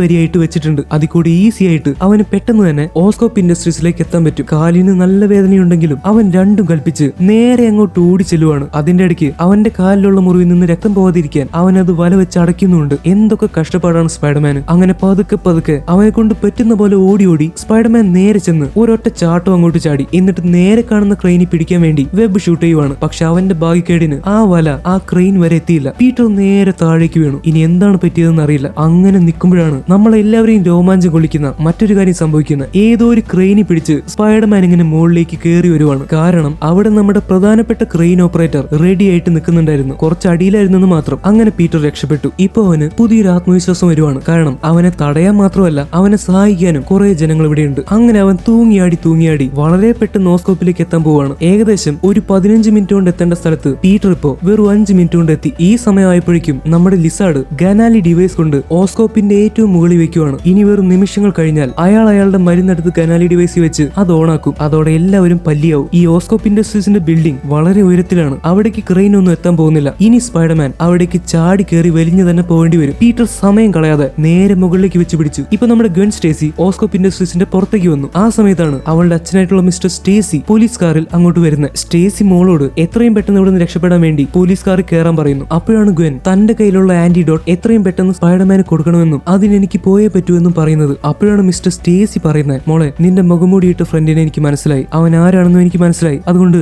ഈ ആന്റിഡോട്ട് ഞാൻ അവന് കൊടുത്തോളാം. അവൻ പ്രശ്നക്കാരനല്ലെന്ന് എനിക്കിപ്പോ അറിയാം. നീ പേടിക്കണ്ട. നീ സേഫ് ആയിട്ട് ഇവിടുന്ന് രക്ഷപ്പെടാൻ നോക്ക്. ആന്റിഡോട്ട് ഞാൻ അവന് കൊടുത്തോളാം. ഇങ്ങനെ പറഞ്ഞ് മിസ്റ്റർ സ്റ്റേസി ഗ്വന്നിനെ കാർ കയറ്റി വിടുവാണ്. ഗ്വൻ ഡാഡിയോട് പീറ്ററിനൊന്നും പറ്റാതെ നോക്കണമെന്നും പറയുന്നുണ്ട്. നമ്മുടെ പീറ്റർ ചെന്ന് നോക്കിയപ്പോ ലിസാർഡ് അവിടെ ഗനാലി ഡിവൈസും കൈ പിടിച്ചിരിക്കുന്നുണ്ട്. അയാൾ അതിലേക്ക് മരുന്ന് വെക്കുകയും ചെയ്തു. ഇനി വെറും നിമിഷങ്ങൾ കഴിഞ്ഞാൽ അയാളെ ഗനാലി ഡിവൈസ് ഓണാക്കും. കറക്റ്റ് സമയത്തിനാണ് സ്പൈഡർമാൻ അങ്ങോട്ട് ചെന്ന്. ഇല്ലെങ്കിൽ എല്ലാം പ്രശ്നത്തിലായനെ. അവൻ നേരെ വെബ് ഷൂട്ട് ചെയ്ത് തൂങ്ങിയാടി ലിസാർഡിനെ ചെന്ന് ഒരൊറ്റ ചവിട്ട്. ലിസാർഡും വിട്ടുകൊടുത്തില്ല. അങ്ങനെ രണ്ടുപേരും കൂടി ഫൈറ്റായി. ലിസാർഡാണെങ്കിൽ ഇപ്പൊ കൊല വെറിയിലാണ് നിൽക്കുന്നത്. ഒരൊറ്റ മാന്തിന് അയാൾ സ്പൈഡർമാനെ കൊല്ലാനാണ് നോക്കുന്നത്. അയാൾ സ്പൈഡർമാനെ എടുത്ത് പുറത്തേക്ക് എറിഞ്ഞു. അങ്ങനെ താഴേക്ക് വീഴുന്നതിന്റെ ഇടയ്ക്ക് അവൻ വെബ് ഷൂട്ട് ചെയ്ത് വീണ്ടും മുകളിലേക്ക് കയറി വരാൻ തുടങ്ങി. ലിസാർഡ് പലതരത്തിൽ അവനെ അടിച്ച് നിലത്തേക്കിടാൻ ശ്രമിക്കുന്നുണ്ട്. പക്ഷെ അതൊന്നും പറ്റുന്നില്ല. ഇത്രയ്ക്കും അപകടകാരിയും ശക്തനുമായിട്ടുള്ള ലിസാർഡിനെ നേരെ നിന്ന് തോൽപ്പിക്കാൻ സ്പൈഡർമാന് പറ്റുന്നില്ല. അങ്ങനെ ഫൈറ്റിന്റെ ഇടയ്ക്ക് അവിടെയുള്ള ലിക്വിഡ് നൈട്രജൻ പുറത്തേക്ക് ലീക്ക് ആവുന്നുണ്ട്. എന്താണ് ലിക്വിഡ് നൈട്രജൻ എന്നും അതുകൊണ്ട് എന്താണ് ഉപയോഗമെന്നും നമുക്ക് വഴിയെ മനസ്സിലാവും. പക്ഷെ ഈ സമയത്ത് നമ്മുടെ ലിസാർഡ് പീറ്ററിന്റെ കഴുത്തിൽ അയാളുടെ വാല് വെച്ച് ചുറ്റിപ്പിടിക്കുവാണ്. എന്നിട്ട് അയാളുടെ രണ്ട് വലിയ കൈകൾ വെച്ച് പീറ്ററിന്റെ കൈ പിടിച്ച് പൊക്കാൻ തുടങ്ങി. എന്നിട്ട് അവന്റെ കൈ കിടക്കുന്ന വെബ് ഷൂട്ടേഴ്സ് ഒരൊറ്റ ഞെക്കലിന് ഇല്ലാതെയാക്കി. അത് രണ്ടും പൊട്ടിപ്പോയതോടെ പീറ്ററിന് ഇനി വെബ് ഷൂട്ട് ചെയ്യാൻ പറ്റില്ല. ഇനി പീറ്റർ എന്ത് ചെയ്യും? അവൻ അനങ്ങാൻ പറ്റാതെ നിൽക്കുമ്പോഴാണ് ലിസാർഡ് അവന്റെ മുഖം മൂടി വലിച്ചൂരി കളയുന്നത്. പീറ്റർ ആണെങ്കിൽ ഇപ്പൊ ആകെ അവസ്ഥയിലാണ്. വാലുകൊണ്ട് ചുറ്റിപ്പിടിച്ചിരിക്കുന്ന കാരണം അവന് ശ്വാസം വലിക്കാൻ പോലും പറ്റുന്നില്ല. ലിസാർഡ് പീറ്ററിനെ കളിയാക്കിക്കൊണ്ട് പറയാൻ തുടങ്ങി, പാവം പീറ്റർ, അച്ഛനുമില്ല അമ്മയുമില്ല, ഇപ്പൊ അങ്കിളുമില്ല, ആകെ കൂടിയുള്ള ആന്റിയും അവന്റെ അടുത്തില്ല, സഹായിക്കാനായിട്ട് കൂട്ടിന് ആരുമില്ല, ഇങ്ങനെ ഒറ്റയ്ക്ക് മരിക്കേണ്ടി വരുവാണ്. എനിക്ക് നിന്റെ കാര്യം ഓർത്ത് വിഷമമുണ്ട്. പക്ഷെ പെട്ടെന്നാണ് ഒരു ശബ്ദം കേൾക്കുന്നത്. അവൻ ഒറ്റയ്ക്കല്ല ലിസാർഡ്, അവന്റെ കൂടെ ഞങ്ങൾ എല്ലാവരും ഉണ്ട്, അവന്റെ കൂടെ ഞാനുണ്ട്. അത് മിസ്റ്റർ സ്റ്റേസി ആയിരുന്നു. അയാൾ ഒരു അടിപൊളി തോക്കും കൊണ്ട് ലിസാർഡിനെ നേരിടാൻ വേണ്ടിയാണ് കയറി വന്നിരിക്കുന്നത്. മിസ്റ്റർ സ്റ്റേസി ലിസാർഡിനിട്ട് 2 വെടിവെക്കുന്നു. പക്ഷെ അതിനൊന്നും പറ്റുന്നില്ല. പിന്നെ ഒരു വെടിവെക്കുമ്പോഴാണ് അടുത്തുള്ള ലിക്വിഡ് നൈട്രജന്റെ ഒരു പൈപ്പ് പീറ്ററിന്റെ കയ്യിലേക്ക് കിട്ടുന്നത്. ഈ ലിക്വിഡ് നൈട്രജന്റെ പ്രത്യേകത എന്താണെന്ന് വെച്ചാൽ അതിന് താപനില പെട്ടെന്ന് കുറയ്ക്കാൻ പറ്റും. എന്ന് വെച്ചാൽ അത് അടിക്കുന്ന സ്ഥലത്തൊക്കെ പെട്ടെന്ന് തണുത്തോർഞ്ഞ ഐസാവും. പീറ്റർ പെട്ടെന്ന് ഈ ലിക്വിഡ് നൈട്രജൻ എടുത്ത് ലിസാർഡിന്റെ മേലേക്ക് അടിച്ചു കൊടുക്കുകയാണ്. അങ്ങനെ അയാളുടെ ശരീരമൊക്കെ പെട്ടെന്ന് തണുത്തോർഞ്ഞ ഐസാവാൻ തുടങ്ങി. ഈ സമയം കളയാതെ മിസ്റ്റർ സ്റ്റേസി വെടിവെക്കുന്നുണ്ട്. അപ്പോൾ ഈ തണുത്തോർഞ്ഞ ഐസായിരിക്കുന്ന ഭാഗമൊക്കെ വെടിവെക്കുമ്പോൾ നല്ല രീതിക്ക് തന്നെ പൊട്ടിപ്പൊളിഞ്ഞു പോകുന്നുണ്ട്. അങ്ങനെ കുറച്ചു നേരത്തേക്ക് ലിസാർഡിന്റെ ശക്തി ശക്തി കുറയ്ക്കാനും അയാളെ തളർത്താനും പീറ്ററിനെ കൊണ്ടും സ്റ്റേസിയെ കൊണ്ടും സാധിച്ചു. അങ്ങനെ കൈയും കാലും ഒക്കെ പോയിരിക്കുന്ന സമയത്ത് പീറ്റർ ലിസാർഡിനെ കയറി ഒരൊറ്റ ചവിട്ട്. അയാൾ ലിക്വിഡ് നൈട്രജന്റെ ഇടയിലേക്കാണ് ചെന്ന് വീഴുന്നത്. അങ്ങനെ മുഴുവനായിട്ട് ഐസായി മാറി അയാളെ മിസ്റ്റർ സ്റ്റേസി വെടിവെച്ച് പൊട്ടിച്ച് കളയാൻ തുടങ്ങി. ഈ സമയം പാഴാക്കാതെ സ്പൈഡർമാൻ ഗനാലി ഡിവൈസ് ഓഫ് ആക്കാൻ പോവുകയാണ്. അപ്പോഴാണ് മിസ്റ്റർ സ്റ്റേസി തന്റെ മോള് തന്നുവിട്ടാണെന്ന് പറഞ്ഞ് ഒരു കുപ്പി അച്ചാർ പീറ്ററിന് കൊടുക്കുന്നത്. ആ ആന്റിഡോട്ട് എടുത്ത് പീറ്ററിന് കൊടുക്കുന്നത്. ലിസാർഡിന്റെ കാര്യമൊക്കെ തൽക്കാലം താൻ നോക്കിക്കോളാമെന്നും പീറ്റർ പെട്ടെന്ന് പോയിട്ട് ചെയ്യേണ്ട കാര്യം ചെയ്യാനുമാണ് മിസ്റ്റർ സ്റ്റേസി പറയുന്നത്. പീറ്റർ പിന്നെ സമയം വേസ്റ്റ് ആക്കിയില്ല. അവൻ പെട്ടെന്ന് ദ ഗനാലി ഡിവൈസിന്റെ അടുത്തേക്ക് പോവാണ്. അങ്ങനെ പോയിക്കൊണ്ടിരിക്കുന്നതിന്റെ ഇടയ്ക്ക് പ്രതീക്ഷിക്കാത്ത ഒരു കാര്യം സംഭവിച്ചു. ഈ ലിക്വിഡ് നൈട്രജൻ തീർന്നു പോയി. അതോടെ നമ്മുടെ ലിസാർഡ് ആണെങ്കിൽ പണ്ടത്തേക്കാൾ ശക്തനായിട്ട് മുകളിലേക്ക് കയറി വരാൻ തുടങ്ങി. മിസ്റ്റർ സ്റ്റേസി പലവട്ടം വെടിവെച്ച് നോക്കി. പക്ഷെ ലിസാർഡിന് അതൊന്നും ഏൽക്കുന്നില്ല. അയാളുടെ കൈ പോയാൽ വീണ്ടും അടുത്ത കൈ ഉടനെ തന്നെ വരും. ലിസാർഡ് അങ്ങോട്ട് കയറി വന്ന് അയാളുടെ കൂർത്ത നഖങ്ങൾ മിസ്റ്റർ സ്റ്റേസിയുടെ നെഞ്ചത്തേക്ക് കുത്തി കയറ്റി. ഇനി അയാൾ മരിക്കുമെന്ന് ഉറപ്പാണ്. അതുകൊണ്ട് ലിസാർഡ് അയാൾ അവിടെ ഇട്ട് നേരെ പീറ്ററിനെ പിടിക്കാൻ വേണ്ടി പോവാണ്. ഇനി വെറും 10 സെക്കൻഡുകൾ കഴിഞ്ഞാൽ ഗനാലി ഡിവൈസ് പ്രവർത്തിക്കാൻ തുടങ്ങും. പിന്നെ നഗരത്തിലെ എല്ലാവരും പല്ലികളായി മാറും. അങ്ങനെ കൗണ്ട് ഡൗൺ തുടങ്ങി. വെറും 10 സെക്കൻഡ് മാത്രം. ഇപ്പൊ പീറ്ററിന്റെ കയ്യിൽ ആന്റിഡോട്ട് ഇരിക്കുന്നുണ്ട്. ഡോക്ടർ കോണേഴ്സിന്റെ മരുന്ന് മാറ്റി അവിടെ ആന്റിഡോട്ട് വെച്ച് ഓണാക്കുവാണെങ്കിൽ ആ മരുന്നിന് പകരം ആന്റിഡോട്ട് ആണ് നഗരത്തിൽ മുഴുവൻ വികസിക്കുക. പീറ്ററിനെ പിടിക്കാൻ വേണ്ടി ലിസാർഡ് ഇങ്ങനെ കയറി വന്നുകൊണ്ടിരിക്കുവാണ്. 6 5 4 3 2 1 അങ്ങനെ കൗണ്ട് ഡൗൺ കഴിയുമ്പോഴേക്കും ലിസാർഡ് ചാടി കയറി വന്ന് പീറ്ററിന്റെ കാലിൽ പിടിക്കുവാണ്. പക്ഷെ അപ്പോഴേക്കും പീറ്റർ ഡോക്ടർ കോണേഴ്സിന്റെ മരുന്നെടുത്ത് അവിടെ ആന്റിഡോട്ട് വെച്ചു. യെസ്, അങ്ങനെ പീറ്റർ വിജയിച്ചു. ഇപ്പൊ ആ മരുന്നിന് പകരം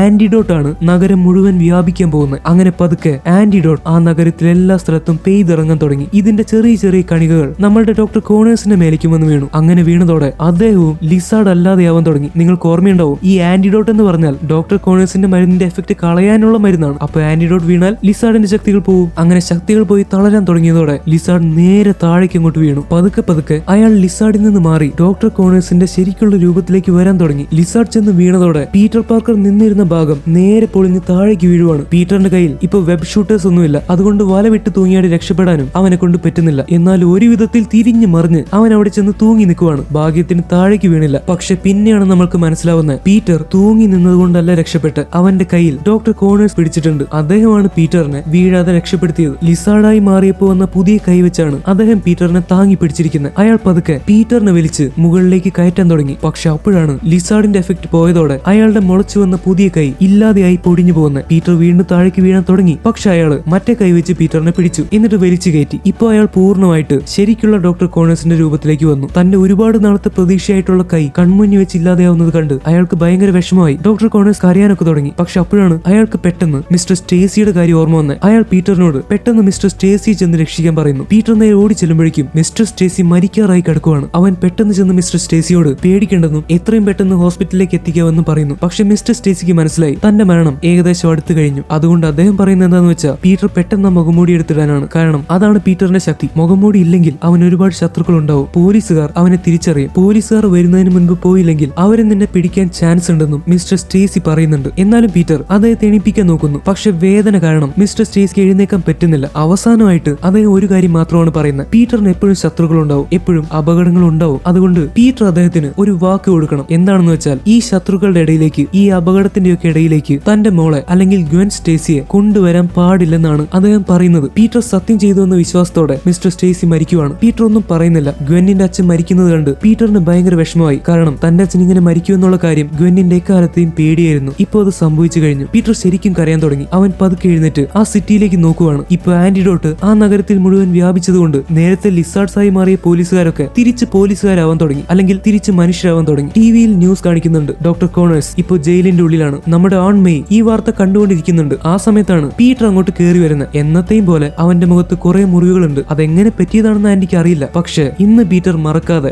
ആന്റി പറഞ്ഞതുപോലെ ഒരു പാക്കറ്റ് മുട്ടയും കൂടി മേടിച്ചുകൊണ്ട് വന്നിട്ടുണ്ട്. ആന്റിക്ക് സന്തോഷമായി. എന്ന് വെച്ചാൽ പീറ്റർ പതുക്കെ പഴയ ട്രാക്കിലേക്ക് വരുന്നുണ്ട്. പീറ്റർ പതുക്കെ പഴയതുപോലെ നല്ലവനാവാൻ തുടങ്ങി കഴിഞ്ഞു. അതുകൊണ്ട് ആന്റി അവനെ കെട്ടിപ്പിടിക്കുവാണ്. എന്നിട്ട് എല്ലാം ശരിയാവുമെന്ന് പറയുന്നു. അടുത്ത സീനിൽ മിസ്റ്റർ സ്റ്റേസിയുടെ ശവസംസ്കാര ചടങ്ങാണ് കാണിക്കുന്നത്. അവിടെ ഒരുപാട് ആളുകൾ വന്ന് കൂടിയിട്ടുണ്ട്. പക്ഷെ പീറ്റർ മാത്രം ഒരു കെട്ടിടത്തിന്റെ മുകളിൽ ഒളിച്ചിരുന്നാണ് ഇതൊക്കെ കാണുന്നത്. അതെന്തുകൊണ്ടാണെന്ന് വെച്ചാൽ മിസ്റ്റർ സ്റ്റേസി പറഞ്ഞതുപോലെ അവൻ ഗ്വെന്നിന്റെ അടുത്ത് നിന്ന് മാറി നിൽക്കാനാണ് ശ്രമിക്കുന്നത്. ഗ്വെൻ അവിടെ ചുറ്റും നോക്കുന്നുണ്ട്. അവൾ നോക്കുന്നത് പീറ്റർ വന്നിട്ടുണ്ടോ എന്ന് മാത്രമാണ്. പക്ഷെ പീറ്ററിന് അവിടെ ഒരു സ്ഥലത്തും കാണാൻ പറ്റുന്നില്ല. അവൾ നോക്കിയ ഉടനെ പീറ്റർ അവിടെ നിന്ന് പോവുകയാണ്. ഗ്വെന്നിന് വിഷമമായി. അടുത്ത ദിവസം ഗ്വെൻ പീറ്ററിനെ കാണാൻ വേണ്ടി അവന്റെ വീട്ടിലേക്ക് വരുവാണ്. അവർ രണ്ടുപേരും വീണ്ടും കണ്ടു. പക്ഷെ പീറ്റർ ഗ്വെന്നിനെ അത്രയ്ക്ക് അങ്ങോട്ട് മൈൻഡ് ചെയ്യുന്നില്ല. അവന്റെ മുഖത്ത് ഗ്വെന്നിനെ കണ്ട യാതൊരു സന്തോഷവുമില്ല. അവൾക്ക് വിഷമമായി. അതുകൊണ്ട് ഗ്വെൻ പീറ്ററിനോട് പല കാര്യങ്ങളും ചോദിക്കാൻ തുടങ്ങി. പീറ്റർ, നീ എവിടെയായിരുന്നു? നിന്നെ കണ്ടിട്ട് തന്നെ കുറെ ദിവസമായി. നിനക്കറിയാവല്ലോ എന്റെ അച്ഛൻ മരിച്ചു. അതിന്റെ ചടങ്ങൊക്കെ കഴിഞ്ഞു. കുറെ പേര് വന്നിട്ടുണ്ടായിരുന്നു. എന്നെ പഠിപ്പിച്ച ടീച്ചർമാര്, എന്റെ കൂട്ടുകാര്, പിന്നെ ഫ്ലാഷ് വരെ വന്നു. പക്ഷെ ഞാൻ അവിടെയൊക്കെ നോക്കിയെങ്കിലും നിന്നെ മാത്രം കണ്ടില്ല. നീ മാത്രം വന്നില്ല പീറ്റർ. നിനക്ക് എന്താ പറ്റിയത്? പീറ്റർ വളരെ വിഷമത്തോടെ ഗ്വെന്നിന്റെ മുഖത്ത് പിടിക്കുവാണ്. എന്നിട്ട് പറയാൻ തുടങ്ങി, ഗ്വെൻ, നമ്മൾ ഇനി കാണുന്നത് ശരിയല്ല. നമ്മൾ ഇനി കണ്ടാൽ ശരിയാവില്ല. നീ ഇപ്പൊ ഇവിടുന്ന് പോവാൻ നോക്ക്. I am sorry. പക്ഷെ പീറ്റർ, എനിക്കൊന്നും മനസ്സിലാവുന്നില്ല. ഞാൻ എന്ത് തെറ്റ് ചെയ്തിട്ട് നീ ഇങ്ങനെ ചെയ്യുന്നത്? ഗ്വെൻ, എനിക്ക് വേറെ ഒന്നും പറയാനില്ല. നമ്മൾ തമ്മിൽ ഇനി കണ്ടാൽ ശരിയാവില്ല. നമ്മുടെ നല്ലതിന് വേണ്ടിയാണ് ഞാൻ പറയുന്നത്. നീ മനസ്സിലാക്ക് പ്ലീസ്. പീറ്റർ അങ്ങനെ പറയുമ്പോൾ ഗ്വെൻ കരഞ്ഞുകൊണ്ട് തിരിഞ്ഞു നടക്കുവാണ്. പക്ഷെ അവൾക്ക് ഒരു കാര്യം മനസ്സിലായി. അവളുടെ ഡാഡി പീറ്ററിനെ കൊണ്ട് സത്യം ചെയ്യിപ്പിച്ചിട്ടുണ്ട് ഇനി ഗ്വെന്നിനെ കാണാൻ വരരുതെന്ന്. അത് മനസ്സിലാക്കിയെങ്കിലും വളരെ വിഷമത്തോടെയാണ് ഗ്വെൻ പീറ്ററിനെ വിട്ടു പോകുന്നത്. പീറ്റർ ഉള്ളിലേക്ക് വരുമ്പോ ഓൺ മെയ് അവനോട്, ഇപ്പൊ തന്നെ വന്ന കൊച്ചു നല്ല സുന്ദരിയാണല്ലോ, നിങ്ങൾക്കിടയ്ക്കൊക്കെ പുറത്തൊരുമിച്ച് കറങ്ങാൻ പോയിക്കൂടെ എന്നൊക്കെ ചോദിക്കുന്നു. ഇല്ല ആന്റി, അവൾ സുന്ദരിയാണ്. അങ്കിൾ ബെന്നും അങ്ങനെ തന്നെ പറഞ്ഞിട്ടുണ്ട്. പക്ഷെ എന്നെ കൊണ്ട് പറ്റില്ല. എനിക്കതിന് പറ്റില്ല. അതെന്താ നീ അങ്ങനെ പറയുന്നത്? മോനെ, ഞാൻ കണ്ടതി വെച്ച് ഏറ്റവും നല്ല പയ്യന്മാരിൽ ഏറ്റവും നല്ലവനാണ് നീ. ആ നിന്നെ വേണ്ടെന്ന് പറയാൻ ആരെ കൊണ്ട് പറ്റില്ല. ഇനി അങ്ങനെ ആരെങ്കിലും പറയുകയാണെങ്കിൽ അവരോട് എന്നെ വന്ന് കാണാൻ പറ. ഞാൻ അവർക്ക് വേണ്ട മറുപടി കൊടുത്തോളാം. എന്റെ മോൻ വിഷമിക്കണ്ട. ആന്റി പറയുന്നത് കേട്ട് പീറ്ററിന് സന്തോഷമായി. പീറ്റർ ഇപ്പോ അങ്കിൾ മരിക്കുന്നതിന് മുൻപ് അവൻ അയച്ച വോയിസ് മെയിൽ എടുത്ത് കേൾക്കുവാണ്. അന്ന് വിഷമം കാരണം പീറ്ററിനത് മുഴുവനായിട്ട് കേൾക്കാൻ പറ്റിയില്ല. അവൻ പതുക്കെ അങ്കിൾ ബെന്നിന്റെ വോയിസ് മെസ്സേജ് ഓണാക്കി. അതിലിങ്ങനെയാണ് പറയുന്നത്, മോനെ പീറ്റർ, ഈയിടെയായിട്ട് നീ നല്ല വിഷമത്തിലാണെന്ന് എനിക്കറിയാം. നിന്റെ എല്ലാ കാര്യങ്ങളും നല്ല രീതിയിലല്ല മുന്നോട്ട് പോകുന്നത്. അതും അങ്കിളിന് അറിയാം. എനിക്കതിൽ ഒരുപാട് വിഷമമുണ്ട്. നിന്റെ വിഷമം എനിക്ക് മനസ്സിലാക്കാനും പറ്റും. കുഞ്ഞുനാൾ തൊട്ട് നീ ഒരുപാട് അനുഭവിച്ചിട്ടുണ്ട്. നിന്റെ അച്ഛനോ അമ്മയോ ഇല്ലാതെ നീ ഒരുപാട് വിഷമിച്ച് കാണും പീറ്റർ. അത് അങ്കിളിന് അറിയാം. പക്ഷെ ഒരു കാര്യമുണ്ട്, വരാൻ പോകുന്ന കാലത്ത് നമ്മൾ ആരായി തീരുവെന്നുള്ളത്, അല്ലെങ്കിൽ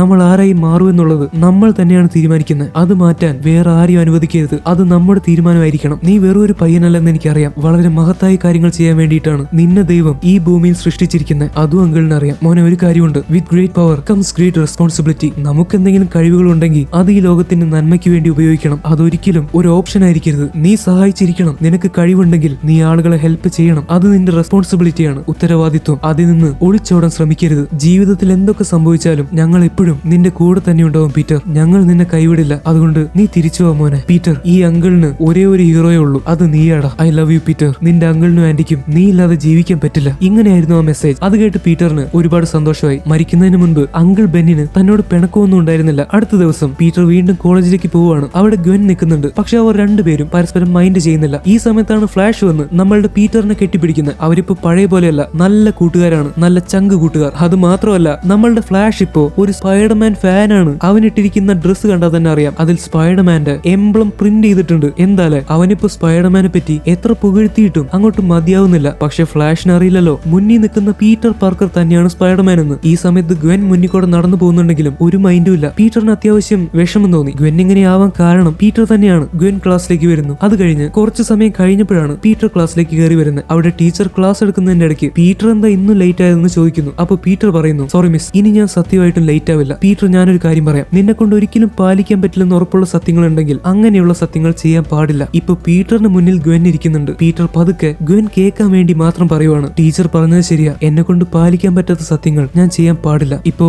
അങ്ങനെ ചെയ്ത ചില സത്യങ്ങൾ എനിക്ക് മറക്കേണ്ടി വരുമെന്നാണ് തോന്നുന്നത്. ഇത് കേട്ടപ്പോ ഗ്വെൻ അങ്ങോട്ട് ചിരിക്കാൻ തുടങ്ങി. അതിന്റെ അർത്ഥം എന്താന്ന് വെച്ചാൽ പീറ്റർ മിസ്റ്റർ സ്റ്റേസിക്ക് സത്യം ചെയ്ത് കൊടുത്തെങ്കിലും സത്യത്തിൽ ചെയ്ത് കൊടുത്തില്ല. അങ്ങനെ വിചാരിച്ചിട്ടാണ് അദ്ദേഹം കണ്ണടച്ചത്. എന്തായാലും ഗ്വെന്നിനെ മാറ്റി നിർത്തുമെന്ന് പറഞ്ഞ കാര്യം ഇനി പീറ്റർ ചെയ്യില്ല. അവർ തമ്മിൽ വീണ്ടും റിലേഷൻഷിപ്പിലാവാൻ പോവാണ്. അങ്ങനെ ഗ്വെന്നിന്റെ മനോഹരമായ ചിരിയോടെയാണ് ഈ സിനിമ അവസാനിക്കുന്നത്. സിനിമയുടെ അവസാനം എല്ലാ സ്പൈഡർമാൻ മൂവിയുടെയും ലാസ്റ്റ് കാണിക്കുന്നത് പോലെ സ്പൈഡർമാന്റെ കുറെ അടിപൊളി ഷോട്ടുകൾ കാണിക്കുന്നുണ്ട്. അപ്പൊ ന്യൂയോർക്ക് നഗരത്തിന്റെ രക്ഷകനായിട്ട് നമ്മുടെ അമേസിംഗ് സ്പൈഡർമാൻ അവിടെ തന്നെ ഉണ്ടാവും. അതിലൊരു മാറ്റവും ഇല്ല. എന്തൊക്കെ പറഞ്ഞാലും ഈ അമേസിംഗ് സ്പൈഡർമാനിലെയും അമേസിംഗ് സ്പൈഡർമാൻ 2-ലെയും VFX അല്ലെങ്കിൽ വിഷ്വൽ എഫക്ട്സ് ഇത് കണ്ടിരിക്കാനുള്ള ഒരു രസം അതൊന്ന് വേറെ തന്നെയാണ്. പിന്നെ എന്റെ അഭിപ്രായത്തിൽ ഏറ്റവും നല്ല സ്പൈഡർമാൻ ആരാണ്, ഏറ്റവും നല്ല സ്പൈഡർമാൻ മൂവി ഏതാണെന്നൊക്കെ എല്ലാവർക്കും പല അഭിപ്രായമായിരിക്കും. പക്ഷേ ദി അമേസിംഗ് സ്പൈഡർമാൻ 1 എന്ന് പറയുന്ന മൂവിയും ദി അമേസിംഗ് സ്പൈഡർമാൻ 2 എന്ന് പറയുന്ന മൂവിയും മോശമാണെന്ന് അധികം ആരും പറയില്ല. അപ്പൊ മിക്കവാറും നമ്മൾ അടുത്തതായിട്ട് കാണാൻ പോകുന്നത് ദി അമേസിംഗ് സ്പൈഡർമാൻ 2 ആയിരിക്കും. അപ്പോൾ വീണ്ടും കാണുന്നത് വരെ once again it's me Amit signing out.